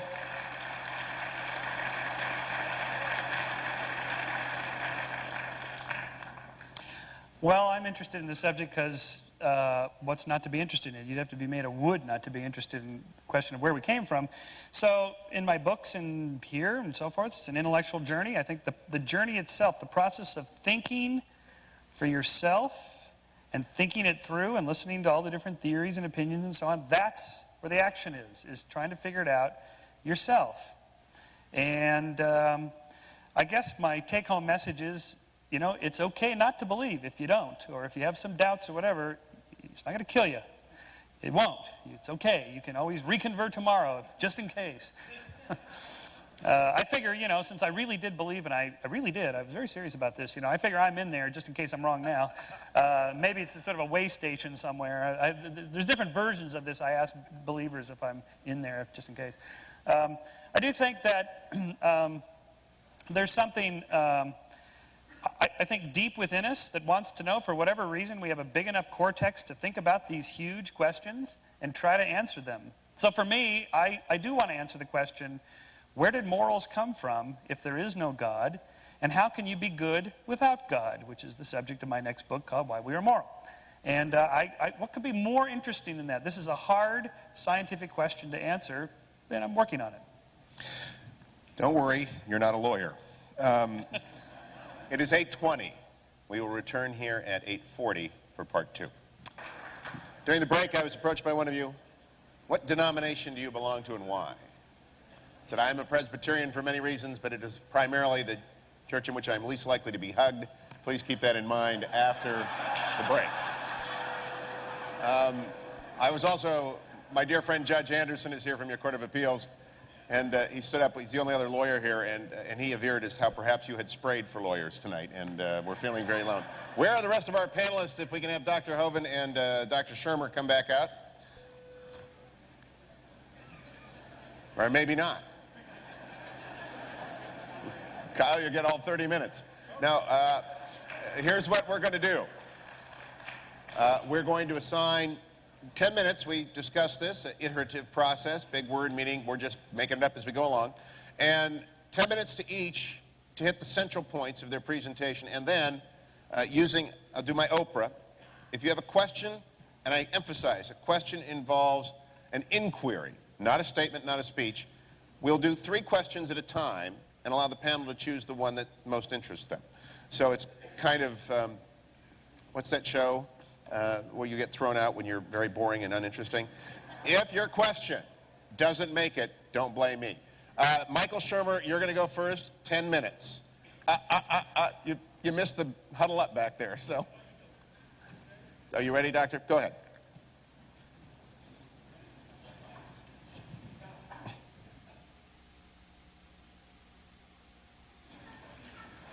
There, did I get it on? Okay. All right. Yes, sir. Well, these could go forever. Let me just share with you a few of the things that are typically used to support the evolution theory and how they've simply been proven wrong. It was mentioned tonight, I didn't get time to type. I type about 9 words a minute, so I didn't get time to get it down, but about there's evidence for this evolution that, that we have evolved from some other type of creature. All the evidence that I'm aware of, and I taught biology for 15 years, all the evidence that's used to support this theory has been proven wrong. And I think these lies ought to be torn out of our textbook, okay? If you have evidence for your theory, show me, okay? Now, this textbook says the humans have an appendix that is vestigial. You don't need it anymore. Well, that's simply a lie. You need your appendix as part of your immune system. Now, if your appendix is taken out, you can still live, but you got a much better chance of getting quite a few diseases, okay? The appendix is part of the immune system, and the fact that you can live without it is meaningless. You can live without both your legs and both your arms and both your eyes and both your ears also. Okay, that doesn't prove you don't need it. When you take it out, you got a better chance of getting all sorts of diseases. We covered that in video 4. This textbook says the whale has a vestigial pelvis. Many organisms retain traces of their evolutionary history. For example, the whale retains pelvic and leg bones as useless vestiges. This is a lie. Andrew Carnegie founded the group called the National Center for Science Education. He was a strong believer in evolution, and he applied it to the business world. The strongest survive. You wipe out the competition. Andrew Carnegie funded the National Center for Science Education. National Center, yeah, all 4 of them in this little storefront building, the National Center. They say, Bossy evolved to blowhole. The whale evolved from a cow. That's what they teach. This one says, whales have a vestigial pelvis and leg bone that serve no purpose. Whales have hind limb bones that have no function. Just imagine whales walking around, it's true. Well, these are the bones they're talking about right there. Just imagine the whale walking around. The whale's pelvis has no apparent function. This is in textbooks all over the world, okay? The whale's pelvis is evidence of its evolution from 4-legged land-dwelling mammals. This is simply a lie, okay? Those little bones hold certain muscles that allow the whales to reproduce. This has nothing to do with the whale walking on land. It has to do with getting more baby whales. Tear that page out of the book, please. I have in my museum in Pensacola, Florida, a 15.5-foot skin from an albino python. Down at the south end of that python, you'll see it has 2 little tiny claws, one here and one here. These claws are attached to little tiny bones. They go up inside the snake's body.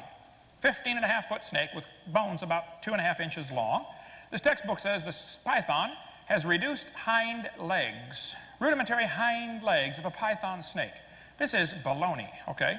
Those little claws are part of the snake's mating apparatus. They don't have any arms. They can't hang on. They don't have a voice box. They can't say, scoot over, honey. This has nothing to do.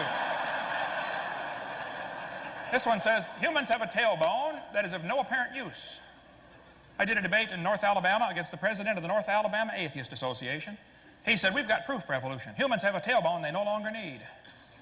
I said, Mr. Patterson, I taught biology and anatomy. I happen to know there are 9 little muscles that attach to the tailbone, without which you cannot perform some valuable functions. I won't tell you what they all are, but trust me, you need those muscles. I said, now, if you think the tailbone is vestigial, then I will pay to have yours removed. Bend over. This textbook says, the coccyx is a small bone at the end of the human vertebral column. It has no present function and is thought to be the remainder of bones that once occupied the long tail of a tree-living ancestor. This is a lie, okay? You could use a tailbone if you had one. Okay, the tailbone is not vestigial. There are no vestigial organs, and if there were, that would be the opposite of evolution. That's losing, not gaining. This textbook says humans evolved from an ape-like ancestor. Every one of these along the way has been proven wrong. And once again, even if you could find fossils that we couldn't prove what they were, that wouldn't be evidence for evolution. You don't know those bones had any kids. So what about these cavemen? I mean, can an ape-like creature turn to a human? Well, World's most wanted caveman. We could spend 6 days on this one. Every one of the so-called cavemen has been proven wrong. They're simply not correct, and they should be taken out of the book. This 2001 textbook says the horse evolved from a four-toed ancestor. This has been proven wrong years ago. Back in 1950, G.G. Simpson said, he was a famous evolutionist, many examples such as the evolution of the horse family have been unintentionally falsified. The early classical evolutionary tree of the horse was all wrong. 1951, this has been proven wrong 50 years ago. Get that out of the book, okay? It's not true. He said it never happened in nature. Similar, humans and fish embryos resemble each other because humans and fish share a common ancestor. This idea that the human has gill slits is taught in textbooks all over the world. Let's see, the presence of fish-like structures shows that these animals have evolved from fish and share the basic pattern of fish development. Said it has gills like a fish. This is used in textbooks all over. Those are not gill slits. Those folds of skin develop into bones in the ear and glands in the throat. They never have anything to do with breathing. I've seen people with 5 or 6 chins and they cannot breathe through any of them but the top one, okay? Ernst Haeckel made up this entire stupid idea after he read Darwin's book in 1860. He was an embryology professor in Germany, so he took a drawing of a dog and a human embryo and he changed them and made them look alike. He lied deliberately to his people that were listening to him. He made giant charts of his fake drawings, traveled all over Germany, and converted the Germans to believing in evolution with his fake drawings. Now, on top are his drawings. Underneath are actual photographs of those creatures. Either he's a real lousy artist or he's a liar. Well, it turns out he's a liar. His own university convicted him of fraud. He said, I should feel condemned, except all the other biologists lie, so it's okay for me to lie. This biogenetic law is as dead as a doornail. It's not true. Take it out of the book. But guess what? It's still used in textbooks all over the world, including in this county. They're still teaching it. Proven wrong in 1875, and they're still teaching it all over the world. Now look, if you have some evidence for evolution, then please show me. We've been offering $250,000 for evidence for evolution for 10 years now. All they have to support their theory are lies, things that have been proven wrong a long time ago. We do spend 3 hours on videotape number 4, and I'm going to cover some of this tomorrow. Some of the lies in the textbooks. They say this, a similar structure proves a common ancestor. The bones in the different arms of these animals develop from different genes on the chromosome. They're not homologous structures. And the similarity could prove they have a common designer just as easily. This is a chart showing how the atheists think the different states are treating the subject of evolution. They think the folks in Minnesota are doing a wonderful job of teaching evolution. You ought to be ashamed of yourself. You ought to get red like Florida. We're doing a lousy job. Yay, Florida. Richard Dawkins said, it's absolutely safe to say if you meet someone who claims not to believe in evolution, that person is ignorant, stupid, or insane, or wicked. Well, he's real open-minded, isn't he? Evolution's not a fact. It's not even a good theory. Evolution's a religious hypothesis. People believe that the animals changed. Nobody's ever seen a dog produce a non-dog. Now, I think 2 things. Number 1, the lies should be taken out of the books, period. Don't lie to the kids. And then I think you'll find there simply is no evidence to support this evolution hypothesis, okay? And that's their problem. If you don't have any evidence for your theory, I'm sorry. I mentioned in a debate one time about 30 different lies in the textbooks, and this one professor said, Hovind, you want to take all these lies out of the books, and I got a question for you. What are you going to replace it with?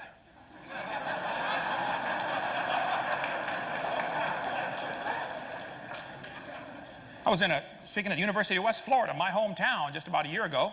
One professor got up in the audience during Q&A time, and he said, Hovind, you mentioned tonight we should tear the pages out of the book. He said, I don't think we should deface textbooks. I said, well, sir, suppose you were teaching math, and you came across a book that said 2 + 2 is 5. What would you do? He said, I would tell my students to mark out the wrong answer and write in the right answer. You would deface a textbook?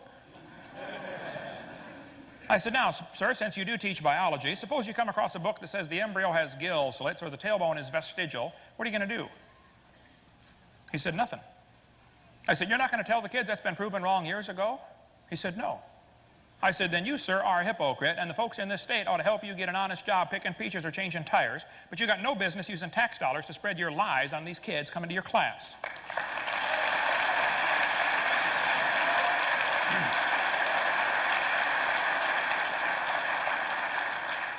Thomas Huxley was called Darwin's bulldog. He really promoted Darwin.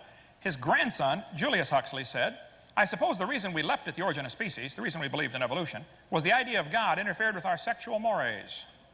Ooh, now we got the truth coming out. Some people just don't like God telling them what to do. That's the bottom line. Well, listen, you do whatever you want with your life, but you're going to stand before that same God one of these days and be judged for everything you've ever said, thought, or done, whether you like it or not. Now, my recommendation is we get lies out of the textbooks, okay? If you got some evidence for a theory, then show me. But the evolution theory is hiding behind a bunch of lies. That's all there are to support it. And I am on a crusade, one-man crusade if necessary, but I'm going to die trying to get honesty in our schools and get the kids to quit being lied to. I think the purpose behind all this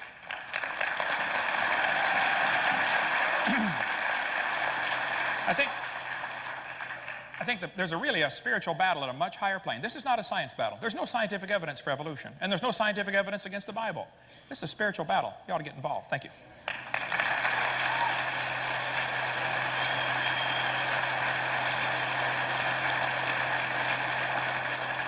Kyle Frazier. Testing, testing. Okay, just making sure I'm with you. Hugh, just to show how poor I am at paying attention, would you remind me what the agenda is here now? Are we on for 10 minutes and then a question and answer and no closing? Okay. In that case, I'm going to be reading my closing now. It may not have the same effect as it would then, but I believe it will carry over. And my conclusion is this, and I'm going to be sharing the parable of the wall.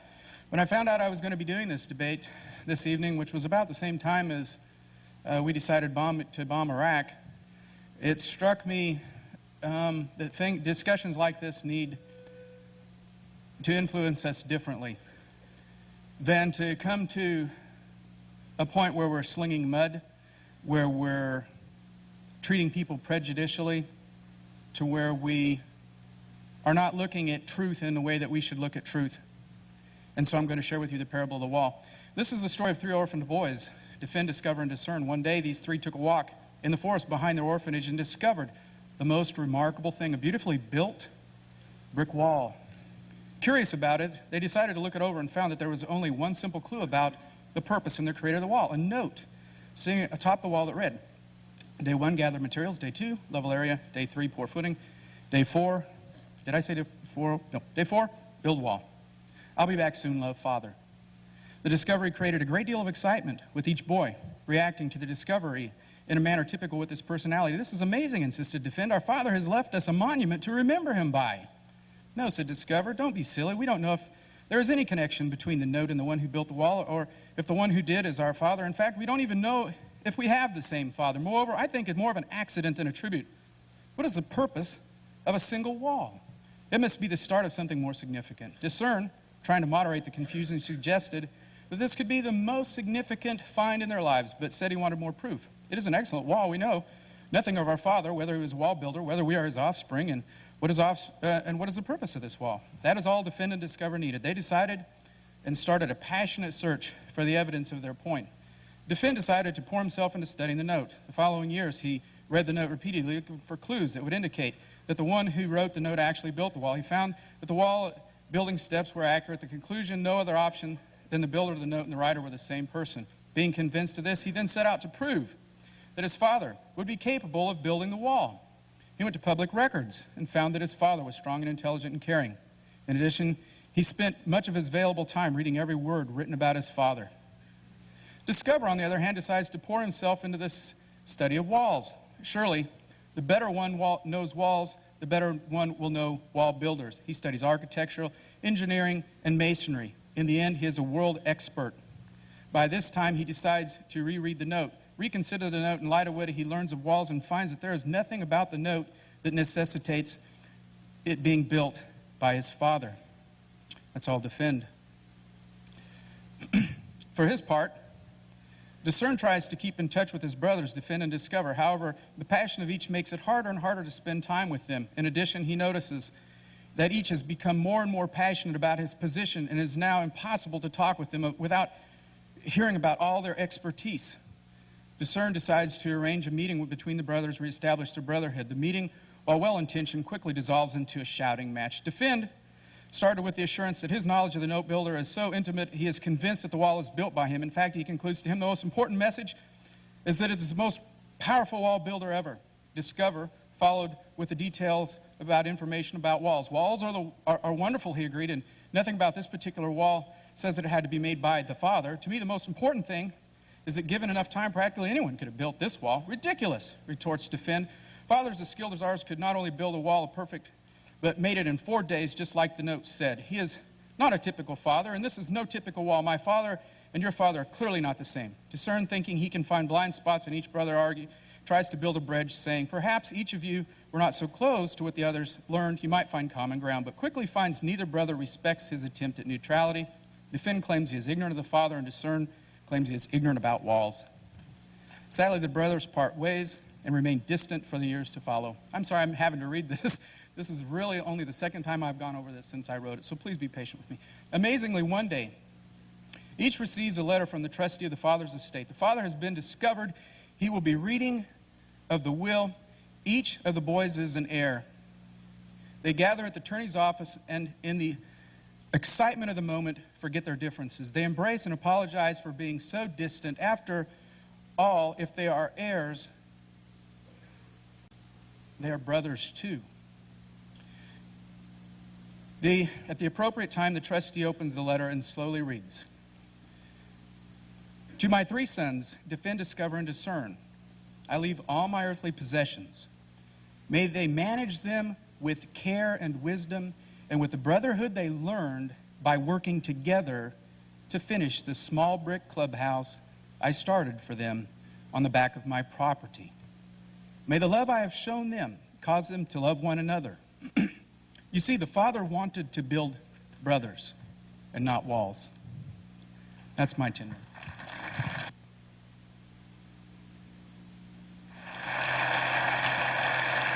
Thank you, Kyle. Michael, 10 minutes is what we agreed when you were out front. 10 minutes.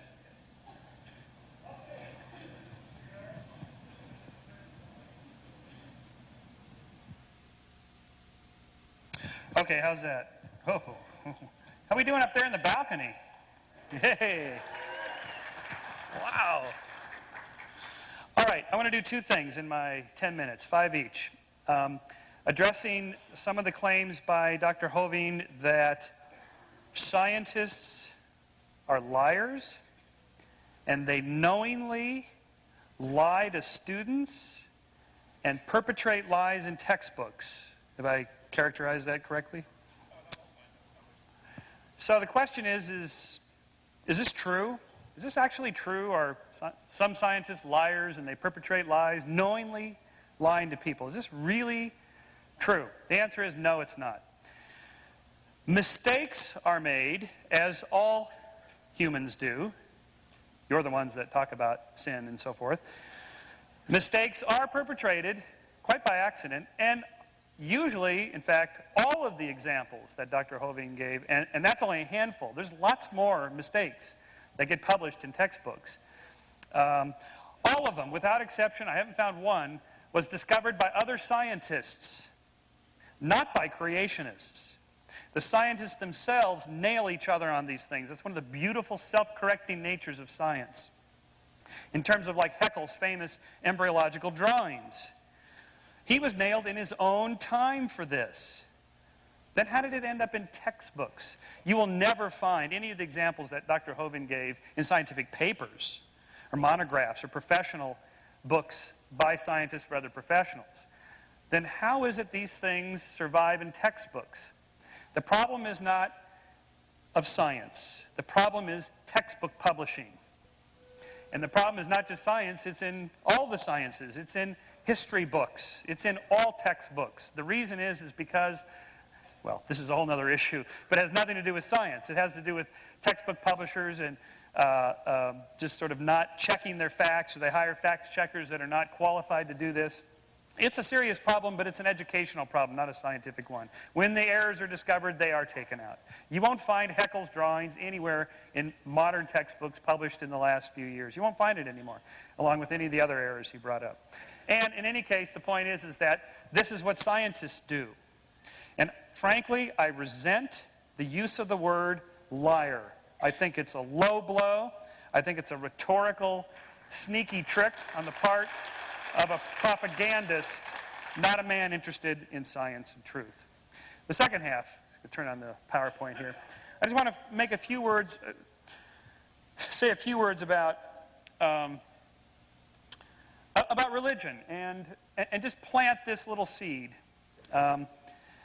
Because we're being told by Dr. Hovind in particular that the Christian story in particular is absolutely true in its veracity and has scientific evidence to support it. I believe that. One of the things that led me away from belief in that was the realization that these stories are not original to Christian stories or to the Bible. For example, in the 1st century A.D., living in Asia Minor, there was a man named Apollonius of Tyana. His followers claimed he was the Son of God, that he was able to walk through closed doors, heal the sick, cast out demons, and raise a dead girl back to life.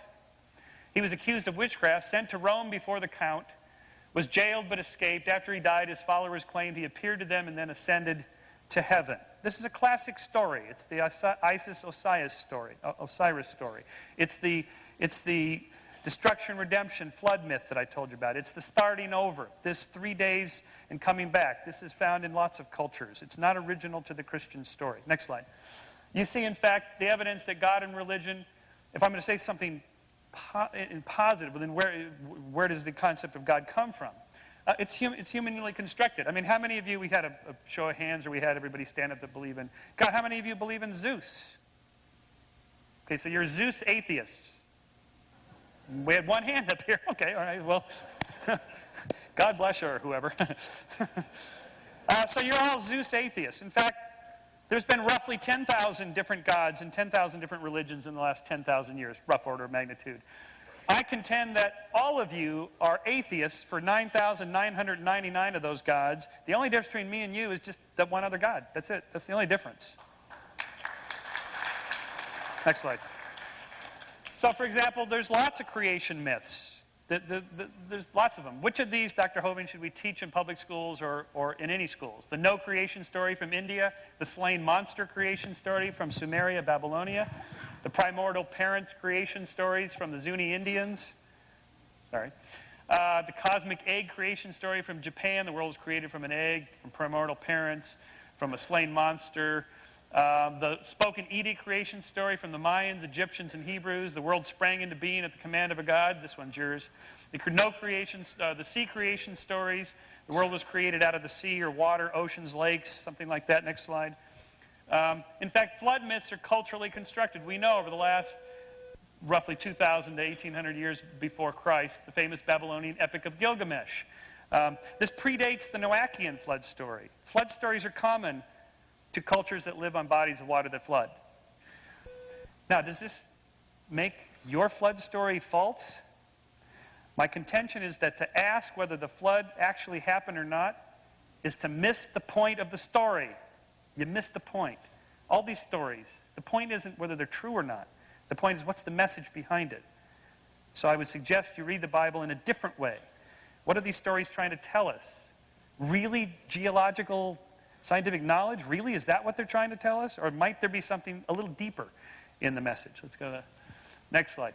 There is evidence, in fact, that from brain research that you can stimulate certain parts of the brain. People hear the voice of God. They see God. They hear angels. They talk to angels. You can stimulate different parts of the body. They have out-of-body experiences, near-death experiences. So the belief in God, the construction of religion, is social, cultural, psychological, and so forth. This doesn't mean it's absolutely not true. Maybe there's people that do this research that are believers claim that this is God's way of communicating with us. Okay, maybe.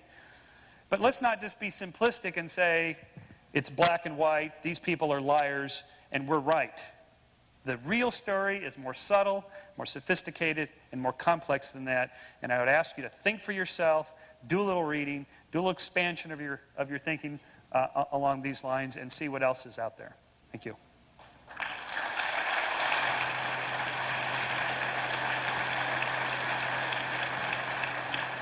Here's how we propose to handle the questions. I will borrow one of the handheld mics here.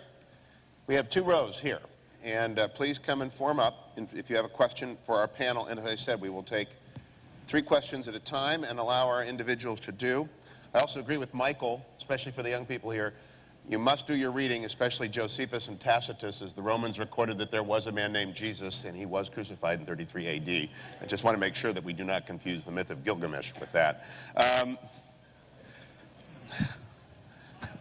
Just a little history, just a little history. Just the facts.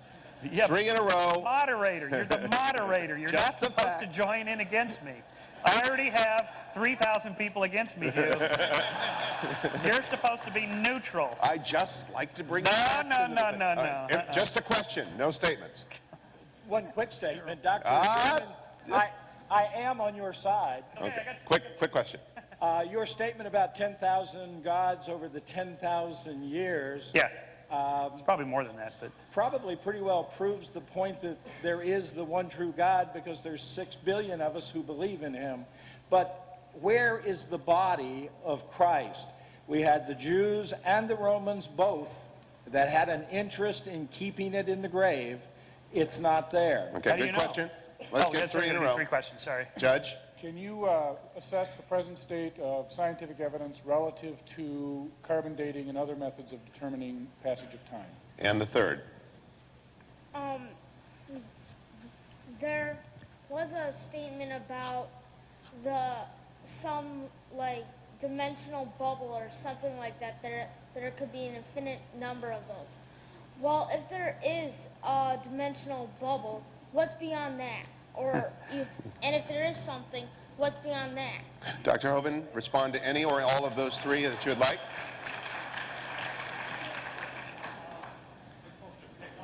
Whatever you'd like. Okay, did I get my mic on? Okay. The body of Christ, of course, you're very right, had many people had an interest in making sure that was never seen. They actually sealed the tomb and put a guard there. I think that it's very evident that Jesus did rise from the dead. There were well over 500 witnesses. If you look at the change in the disciples, when they're standing at the foot of the cross, they're scared stiff, they're running and hiding, they're scared they're going to lose their life. A couple of days later, these are the bravest men in the world. There was an incredible change in their life. If you look at the historical evidence, you'll say, man, Christ rose from the dead. I think you'd find many millions of people today, including probably a few thousand in this room, who will testify that the same Jesus Christ has changed their life. Kyle? Kyle? Your response to any of those inquiries? Are you with me? Okay. I think I would take a stab at the bubbles universe, the multiple universe, the contingency of that. And the real problem with that, what you find is that when I put up my argument that the universe came into being, even if it was 17 billion years ago, that leaves too little time to evolve life on the Earth. And so a lot of scientists then are appealing to other, what they call science, but quite candidly, you'll have to admit they're no more credible than a blind leap of faith in God. If you do throw out a model that says we need multiple universes in order to create life, because any one universe needs to be so finely tuned as to pop into being so that life can be here in a very short period of time, on whatever scale you use. It won't happen unless you appeal to multiple universes. But then you have what's called the gambler's fallacy, and that is that if a gambler was sitting in a room and watching a man toss a coin, and he tossed it 10,000 times, and it always came up heads, you have to ask the gambler, is he going to take a bid on the next toss that it's going to come up tails? And the gambler may say, well, yes, I will. And then you'll say, what are you basing that upon? If he says, well, it's because I believe that there were another 210,000 coins tossed outside of this auditorium. They had something different than these, and these all came up heads. I'm betting that puppy's going to come up tails. He's betting on a lot of different odds, and that's the problem with appealing to bubble universes, additional universes coming into being. Michael, your choice of comments. Are we on here yet? Okay, I think is this the young man here that asked the question? No, he sat down. Oh, it's a great question. It's, gosh, if my 11-year-old asked that, this would be wonderful. Your brain is engaged. Because that is one of the hard problems. But the problem exists whether you have one universe expanding or multiple universes or even if there's a God. You just simply ask, well, what's beyond that? And we have the capacity to ask that, but we can't really answer it because in a way the universe, when it's expanding, when the universe began and it's expanding, it's not expanding into anything. It is the space and time as it expands. It is everything. You can't even ask the question. It's like asking what's north of the North Pole. It's a nonsensical question. It's unfortunate, but it's true it's true if you're a theist too. What's beyond God? Who made God? These are infinite kind of questions that we can't really ask. And on the Christ body thing, and people, gave their lives. I'm always amazed by this argument that the Christians use. I mean, look at Marshall Applewhite. He convinced 39 hardcore disciples to take their lives to go to the UFO behind Jupiter by committing suicide. Jim Jones got 900 people to kill themselves, and so on. Followers do this. They're true believers. That's Michael, what true believers do. Carbon dating? The carbon dating was the... there are error bars in the carbon dating. It varies maybe about 10 to 12% on any given date, but it's fairly accurate. They've gotten much better at it now. You can use smaller samples. It's pretty accurate. Dr. Hovind? On carbon dating? Carbon dating. I think it's ridiculous. I think it was invented in 1950. Willard Libby, University of Chicago, got a Nobel Prize for it, moved on to Stanford University. Way before that, in 1830, the geologic column was developed. Really, the way they tell the age of things is by which position they are in the geologic column. They date the fossils by which layer they come from. Then they turn around and date the layers by which type of fossils are found in them. Circular reasoning. We'll cover that tomorrow in the seminar if you want to come. All right. Good enough. 3 questions. Question mostly for Mr. Shermer, but for all 3. What is your greatest motivation for being here, and what do you fear if you wouldn't have shown up today? Okay. Me? Yeah.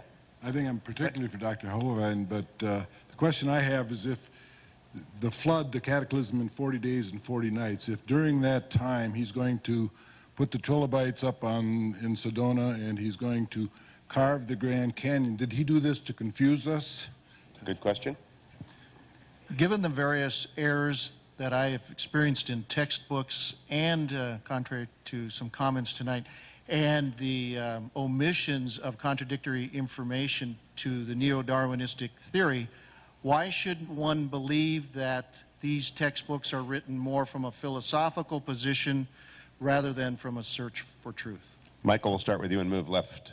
Okay. Well, we kind of did the why we're here question because I'm curious, like to know. Thought I'd see the city that has the team that the Lakers just beat last night. Just a gratuitous, just a little, Hey, but you had us scared for a while there. No, just because it's fun stuff. Yeah, the Grand Canyon and all this, did God plant the fossils to confuse us? No, it was Satan testing your faith, whatever. Yeah, of course, obviously, this is a bit of a problem for believers. What do you make of all this evidence? Errors and omissions in textbooks, I kind of addressed that in my first part of my 10-minute thing. This is a problem, again, not for science. It's a problem for textbook publishing. Scientists weed these things out. You don't see these errors. They get weeded out very quickly. It's the scientists themselves. If you go to an evolution conference, you're not going to find like universal agreement about stuff. You should see these guys going at it. They have all kinds of great battles within evolutionary science. It's really a delight to see. It's nothing like what you think it is. As outsiders, you've never been to an evolution conference. Oh, they must have this sort of uniform religion-like agreement and everything. They don't. They fight over all kinds of things. All right. Kyle? I guess there was applause, but not very much. So you're going to have to do better next time. Go ahead. Sorry.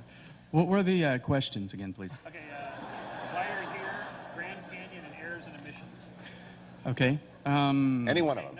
Yeah.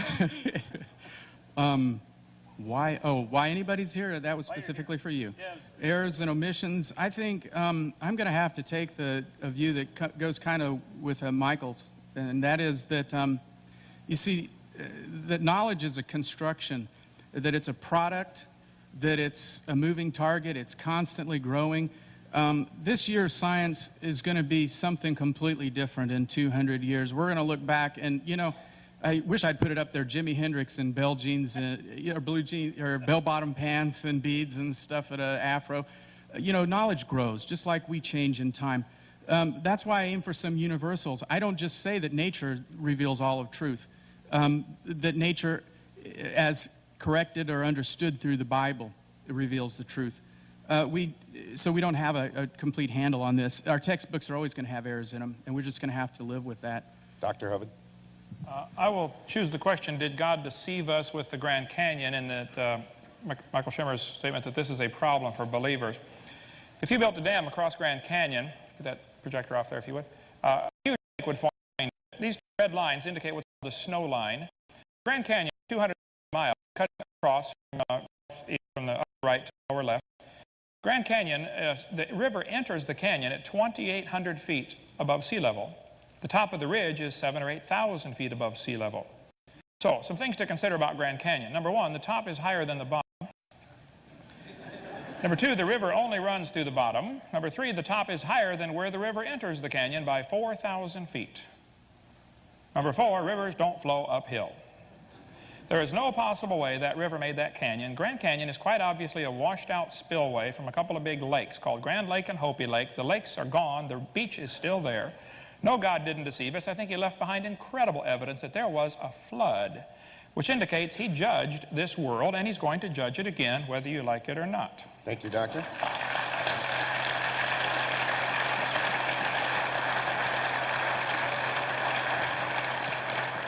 Quick questions, quick answers. If we evolved, then why did we develop sexual reproduction when asexual reproduction is easily achieved?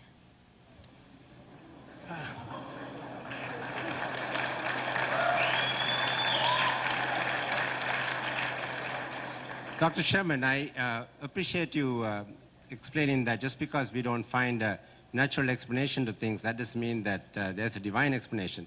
But aren't you asking us to accept a theory where we see that goes against what we normally see in nature, that natural systems don't build things up gradually, but break things down? And in addition, we don't have one example, if it did happen, we don't have one example of an organism or an organ or even an organelle of how it formed in a step-by-step fashion. Very good. Third one. Dr. Shermer, if you want us to look at the Bible in a different way and see the meaning behind the story, tell me, what do you think is the meaning behind Jesus when he says, I am the way and the truth and the life. No man comes to the Father but by me. All right, we'll start with Dr. Shermer. Move to the left again. Okay.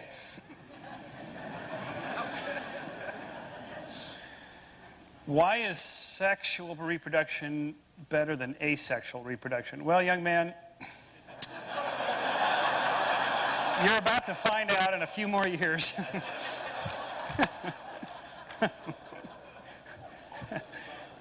There's more jokes in there somewhere. I think there was some crusty old biology professor who asked his students who invented asexual reproduction. They said, your wife. And anyway, it's...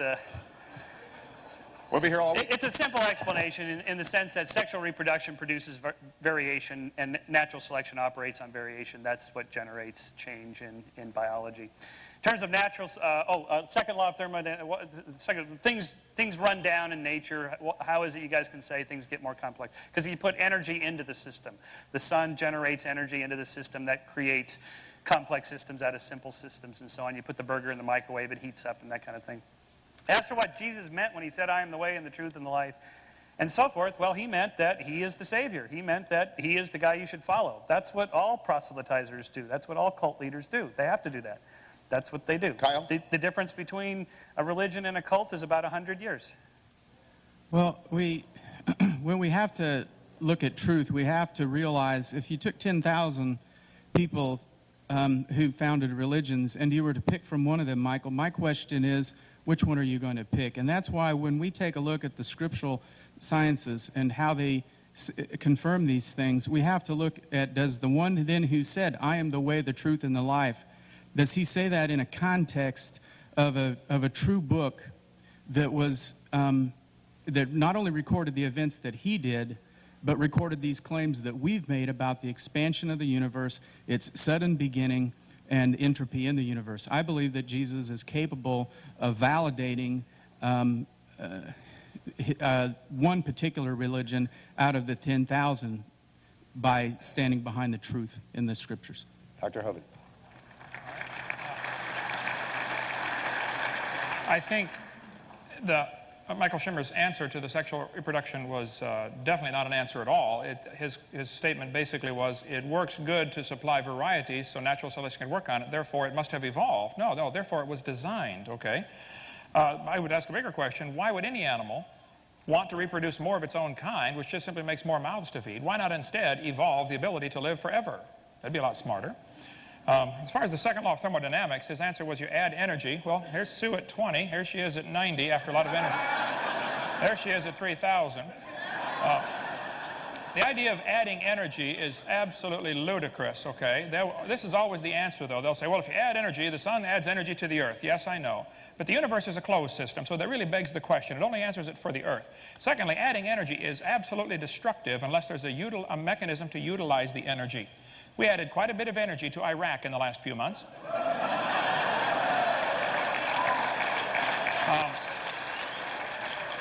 The Japanese added energy to Pearl Harbor. We added energy to a couple of their cities. Didn't organize a thing, okay? The sun adds energy to this earth, all right, but it's going to destroy the roof on your house, not build it. The sun's energy will destroy your house. It'll destroy the roof on your car. It'll destroy your paint job on your car.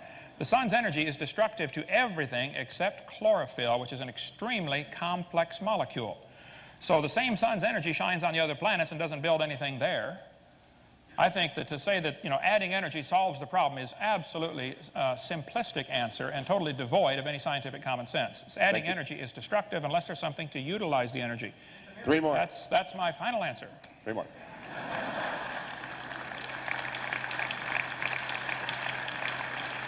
If God didn't create the world by his knowledge, then where did things learn to do what they do? And where did knowledge come from? I understand the need to understand the Bible is true, but how is it critical to believe in evolution, to believe in Jesus as my personal Savior? My question is about the miracle that happened with Adam and Eve and the rib being broken off the man. Is that true that we only have half a rib? Dr. Hovind, let's start with you and move to the right this time. I will not have time to get PowerPoint ready for this one, but no, man does not have an extra rib. There is only one bone in the human body that will grow back if you take it out, and that is the lower rib. There's a good article about that. You can see in my videotape number 2, and I cover that. The blue one out there on the table. I didn't get time to even write down the other 2 questions, so I guess I'll just, let's see. Oh, help yourself. Yeah, you took notes. Good, okay. Critical to abandon. Can you read that? Why should he abandon evolution? Okay. Why should he abandon evolution? There is absolutely no scientific evidence that says a dog ever came from a non-dog or a dog's capable of producing a non-dog. There's no evidence for evolution at all. So why on earth would you compromise a perfectly good Bible, which has never been proven wrong, with a dumb theory that's never been proven right? All right, leave it alone.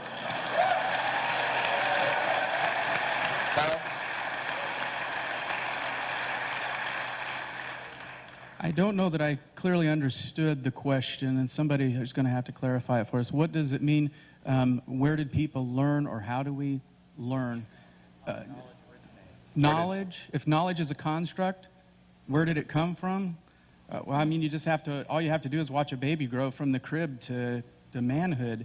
You start out with nothing. It used to be John Locke, I guess, we took when we took the concept of tabula rasa. You start out with a blank slate, you work your way upward. I don't know how else to say it. It's a construction. We start with nothing. Michael? Yeah, well, I have a book about this, and operators are standing by. Phone 1-800 and go to our webpage. We take credit cards. Right. Probably the less I say about Adam and Eve, the better. I think the knowledge learning question is an interesting one. We're not a blank slate. We're not born. We do have a human nature. I'm sorry. We're not born with knowledge. We don't completely learn all our knowledge. It's both. We're not a blank slate. We have, like, a moral sense, for example. I argue in my next book that we have moral sentiments, feelings of pride and shame and guilt and so forth that evolve. They're in our nature. It doesn't matter to me whether you think God put it there or evolution put it there. It doesn't matter. We have these moral sentiments. No different than, say, the feeling of hunger.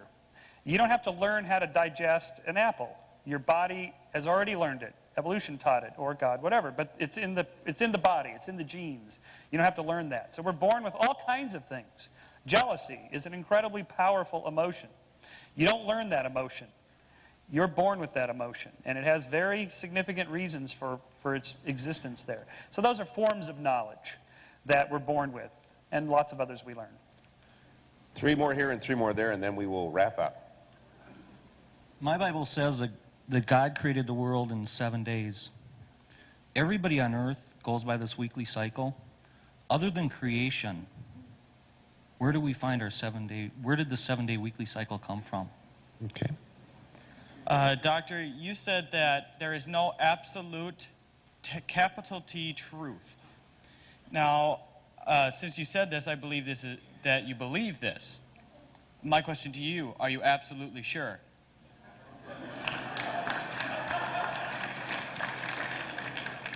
This is a pretty simple question, but what time frame did dinosaurs exist, and is there any evidence for that in the Bible?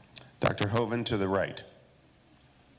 Okay, Mr. Shermer's statement about operators standing by is obviously me referring to my tapes out there. I'd like to point out.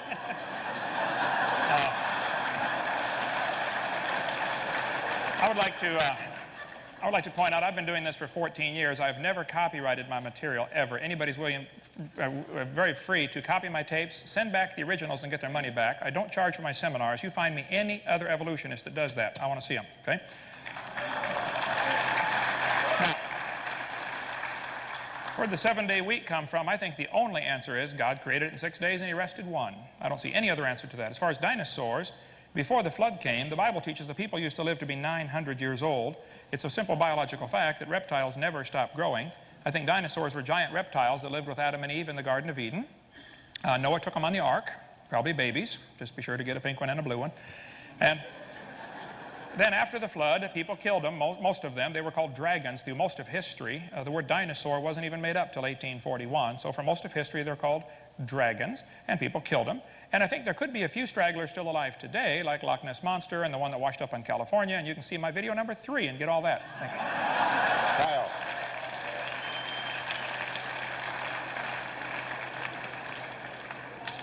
With regard to the 7-day week, I hope I'm clearly saying that I believe in 7 epochs. I just believe that they're longer than a 24-hour period of time. As far as the dinosaurs, our ministry teaches that there was a long period of time prior to the advent of man on the earth, which was, by the way, a miracle of God. It's not something that man did not evolve. He's not a separate creature. And the time period prior to man's advent here included many multiple species walking across the earth, including dinosaurs. And I have no concerns whatsoever that God could bring them to the earth and choose whatever means he chose to remove them from the earth. Michael. Yeah, there's nothing particularly special about 7-day weeks or 7-day cycles or whatever. There's lots and lots of versions of weeks throughout the last 6,000 years of recorded history. There's nothing sacred or special about 7 days. There's no 7-day biological cycle, for example. There's a 30-day, but I don't think that's biblical. Maybe it is. Am I certain that there are no certainties? Well, I'm not sure about that.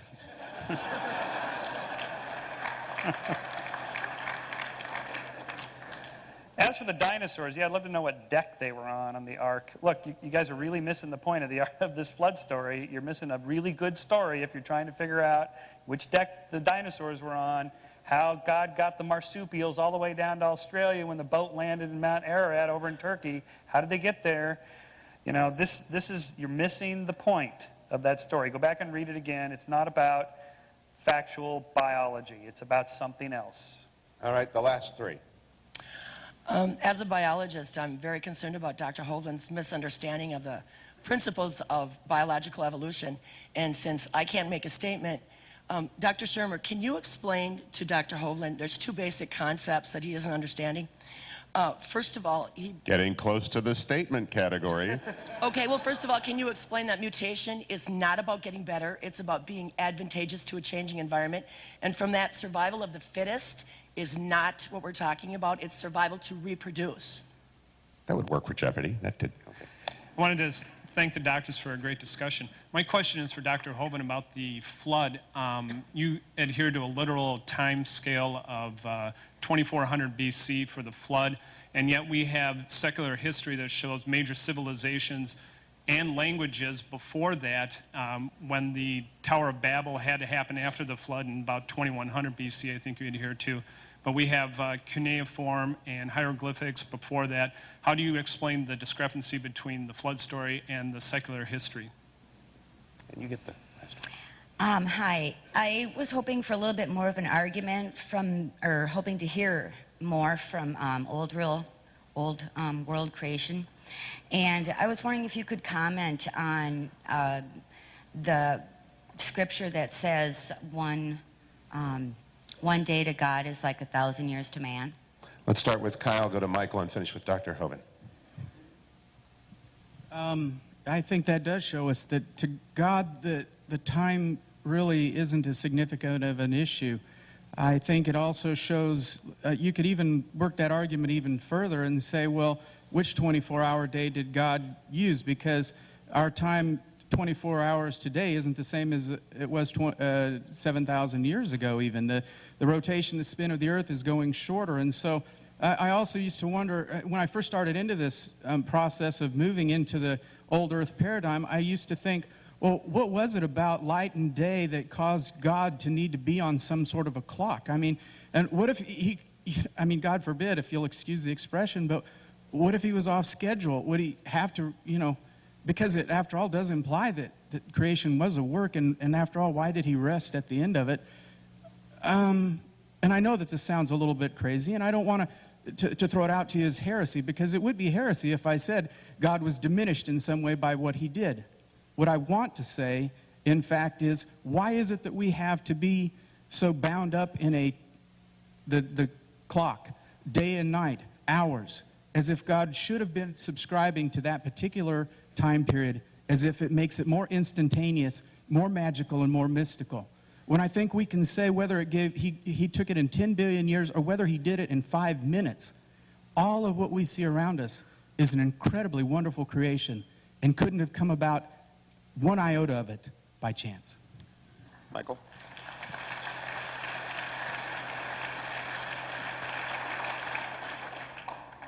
Michael Shermer? Me. Yeah. Yeah, well, on the question of evolution, how does it work? Well, there's this misconception that survival of the fittest. It's not fit as in physically fit or big or strong or fat. It's whatever it takes to get the genes and in the next generation. Whoever leaves behind the most offspring that make it to the next generation and so on wins. There are examples of this. A species, Dr. Hovind said, we don't know what a species is, and we can define a species. A species is a group of actually or potentially interbreeding natural populations reproductively isolated from other such populations. Whatever it takes to reproductively isolate two populations, a mountain range, a hotel chain, an aqueduct, an ocean, a river, whatever, they get separated. Through mutation, they change a little bit. Through natural selection, they change, variation, sex, and so on. Then if they get back, the river dries up and the populations overlap again. If they've changed too much, they can't interbreed anymore. They are now, by definition, separate species. That is the origin of species right there. We have observed it lots of times in our own lifetime.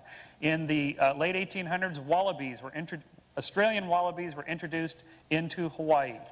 Now the Hawaiian wallabies can no longer interbreed, because they've tried, with Australian wallabies, because they've changed too much. New species. That's an example of evolution at work right there. Dr. Hovind? There's still wallabies. That doesn't prove they came from a rock. All right.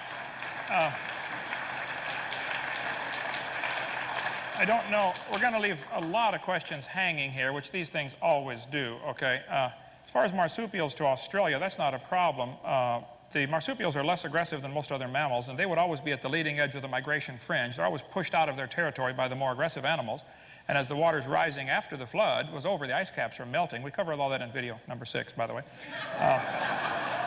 They ended up trapped in Australia. That's not a problem at all. It beats the idea that marsupials came from a rock 4.6 billion years ago. As far as the biology, I think I do understand biology, and I resent you saying that I don't understand that. I think most people here do clearly understand the mechanisms proposed for evolution, and they simply have rejected it because it's devoid of scientific evidence. That statement smacked of a little bit of, hey, I'm smart because I believe it, and you folks are all dumb because you don't believe in it, and I would resent that very much, okay? Secondly, as far as a day as being 1,000 years, I think there are two references, Psalms 90 verse 4 and 2 Peter 3, where it talks about a day as 1,000 years and 1,000 years as a day. Neither of those verses are talking about the creation, number one, and both of them say 1,000, not million or billion. So how on earth you get 17 billion out of those verses, I don't know, okay? And as far as limiting God, I'm not the one who limits God. The idea, I think you're stuck on this idea that the earth is the universe is 17 billion years old, and we have to make the Bible say that somehow. You're the one limiting God. It's the silly evolution theory. That's the current vogue. And if everybody would just come to my seminar, we would get them all straightened out on that. Now, is my time up? Is my time up? Yes. No, one more. Yeah. DrDino.com. The Bible says God gave them up. Psalms 81. He gave them up to their own lust. He gave them up. He gave them up. Romans 1. I think God gives up on people when they choose not to believe in God. Some people just simply don't like God. The Bible says God will send them strong delusion that they should believe a lie. And if you believe you came from a rock, you're believing a lie, okay? Evolution's been discredited years ago. There's no evidence for it except things that have been proven wrong. I don't say you are a liar. I hope I didn't say that tonight. But if you're teaching those particular things that have been proven wrong, then you would be. I don't know what you teach and what you don't. Evolution's a dying theory. It's on artificial life support, kept only alive from the religious zealots. He looks fine. Yep, he looks fine. Evolution is a dying religion, just like many false teachings have died hard, horrible deaths over the years. Evolution is no different. The only reason people haven't given up on this silly idea is because the only alternative is creation. All right, that Doctor. chaps their hide. I'd like you to join me in thanking our panel this evening.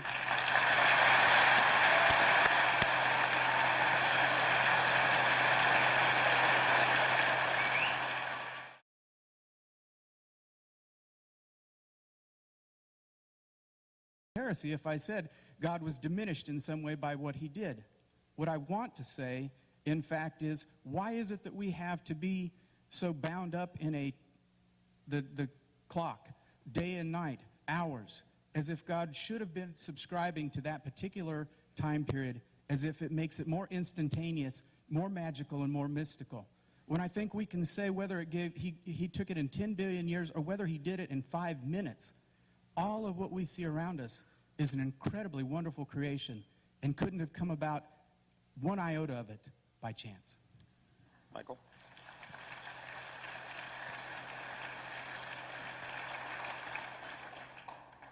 Michael Shermer? Me. Yeah, well, on the question of evolution, how does it work? Well, there's this misconception that survival of the fittest. It's not fit as in physically fit or big or strong or fat. It's whatever it takes to get the genes into the next generation. Whoever leaves behind the most offspring that make it to the next generation and so on wins. There are examples of this. A species, Dr. Hovind said, we don't know what a species is, and we can define a species. A species is a group of actually or potentially interbreeding natural populations reproductively isolated from other such populations. Whatever it takes to reproductively isolate two populations, a mountain range, a hotel chain, an aqueduct, an ocean, a river, whatever, they get separated. Through mutation, they change a little bit. Through natural selection, they change, variation, sex, and so on. Then if they get back, the river dries up and the populations overlap again. If they've changed too much, they can't interbreed anymore. They are now, by definition, separate species. That is the origin of species right there. We have observed it lots of times in our own lifetime. In the late 1800s, Australian wallabies were introduced into Hawaii. Now the Hawaiian wallabies can no longer interbreed, because they've tried, with Australian wallabies, because they've changed too much. New species. That's an example of evolution at work right there. Dr. Hovind. There's still wallabies. That doesn't prove they came from a rock. All right. I don't know. We're going to leave a lot of questions hanging here, which these things always do, okay? As far as marsupials to Australia, that's not a problem. The marsupials are less aggressive than most other mammals, and they would always be at the leading edge of the migration fringe. They're always pushed out of their territory by the more aggressive animals. And as the water's rising after the flood was over, the ice caps are melting. We covered all that in video number 6, by the way. They ended up trapped in Australia. That's not a problem at all. It beats the idea that marsupials came from a rock 4.6 billion years ago. As far as the biology, I think I do understand biology, and I resent you saying that I don't understand that. I think most people here do clearly understand the mechanisms proposed for evolution, and they simply have rejected it because it's devoid of scientific evidence. That statement smacked of a little bit of, hey, I'm smart because I believe it, and you folks are all dumb because you don't believe in it, and I would resent that very much, okay? Secondly, as far as a day as being 1,000 years, I think there are two references, Psalms 90 verse 4 and 2 Peter 3, where it talks about a day as 1,000 years and 1,000 years as a day. Neither of those verses are talking about the creation, number one, and both of them say 1,000, not million or billion. So how on earth you get 17 billion out of those verses, I don't know, okay? And as far as limiting God, I'm not the one who limits God. The idea, I think you're stuck on this idea that the earth is the universe is 17 billion years old, and we have to make the Bible say that somehow. You're the one limiting God. It's the silly evolution theory that's the current vogue. And if everybody would just come to my seminar, we would get them all straightened out on that. Now, as is my time up? Is my time up? Yes. No, one more. Yeah. DrDino.com. The Bible says God gave them up. Psalms 81. He gave them up to their own lust. He gave them up. He gave them up. Romans 1. I think God gives up on people when they choose not to believe in God. Some people just simply don't like God. The Bible says God will send them strong delusion that they should believe a lie.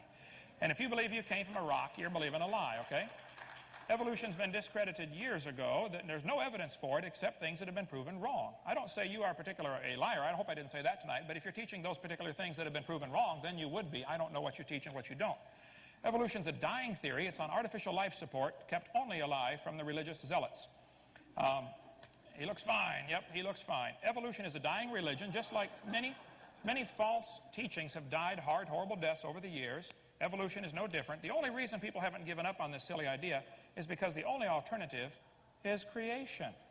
All right, that Doctor, chaps their hide. I'd like you to join me in thanking our panel this evening.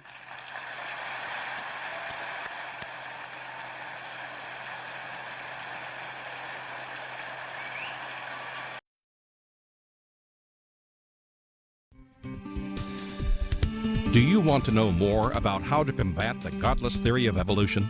Creation Science Evangelism offers 4 great tools that help strengthen the faith of believers and win the lost to Christ. After 15 years of teaching high school science, Dr. Hovind began Creation Science Evangelism in 1989. We are a ministry that is dedicated to providing tools which will help you combat the evolution philosophy that is destroying the faith of millions every year. The first tool Creation Science offers is their powerful, life-changing video series. Over the last 12 years, well over 1 million videotapes of Dr. Hovind's seminar have circled the globe. They are reaping a harvest of souls for the kingdom of Christ, as well as helping restore the faith of many thousands confused by the evolution propaganda to which they've been subjected. These videos are available in English, Russian, French, Spanish, Japanese, and sign language. The Age of the Earth, first of the 7-part series, teaches that God created the universe about 6,000 years ago in 6 literal days. Could this be true? Can it be scientifically proven that the Earth is not billions of years old? This tape gives solid scientific evidence that the Earth is young and that the Bible is scientifically accurate. How did the environment of the original creation differ from ours today?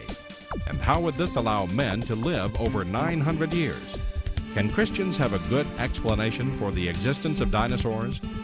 Could some dinosaurs still be alive today? These and many more questions are covered in the 2nd and 3rd part of the series. Evolution has permeated public school textbooks with false and fraudulent information. This video exposes nearly 30 lies commonly found in textbooks. Every public school student, teacher, and school board member needs to watch part 4 of this series. Find out if you have been lied to in your textbooks. Discover the terrible difference evolutionary beliefs have made in the past as well as in recent history in our video number 5. Dictators throughout time have used their evolution-based philosophies to rationalize their brutal actions. Learn how evolution propaganda is being used today to prepare people for the New World Order. This is just a taste of all the information the 17-hour seminar series has to offer. Also available are college courses that expand on the seminars in great detail. For those who can handle a more confrontational atmosphere, our debate series is just for you. I said, now, Mr. Patterson, if you think the tailbone is vestigial, I, Kent Hovind, will pay to have yours removed. Dr. Hovind has debated a wide range of atheists and evolutionists all over the country, and you're sure to find these 12 debates very exciting. These would be perfect to present to that scientifically minded person who likes to argue their point.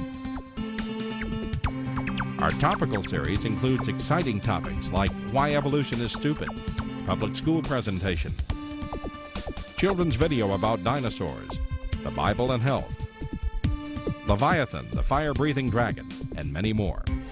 Creation Science also offers a variety of visuals, like the longevity chart, which presents the entire lineage of Adam to Joseph as given in Genesis. It's exciting to see exactly how many generations were alive at the same time. Hundreds of books on a variety of subjects, videos on incredible creatures that defy evolution, t-shirts, fossils, and more. Make Creation Science Evangelism the one-stop shopping center for your creation material needs. Our two websites, www.drdino.com and www.dinosauradventureland.com, provide our second tool for evangelism. drdino.com is packed with lots of information, from charts and graphs to articles and frequently asked questions. This is also where you will find more information on all of the products CSE has to offer. DinosaurAdventureland.com is great for the kids. They can play lots of fun games and see unusual rides and activities located at Dinosaur Adventureland in Pensacola, Florida. Thousands visit our sites regularly to gain insight into God's creation. The third tool available to you is the live seminars conducted by Dr. Hovind and his son Eric. Since 1989, Dr. Hovind has held seminars and debates in hundreds of churches, schools, and universities in 49 states and 30 foreign countries. His fast-paced, illustrated seminars cover diverse topics, such as evidence for a young Earth, how long Adam lived, dinosaurs living with man, where races came from, radiometric dating, and much more. Our fourth tool is the new, exciting Dinosaur Adventureland. Many thousands have come from all across America to visit our museum, creation bookstore, science center, and theme park, where God gets the glory for science. Our unusual swings, rides, and activities each have a science lesson as well as a spiritual lesson. Captivate everyone from age 4 to 94.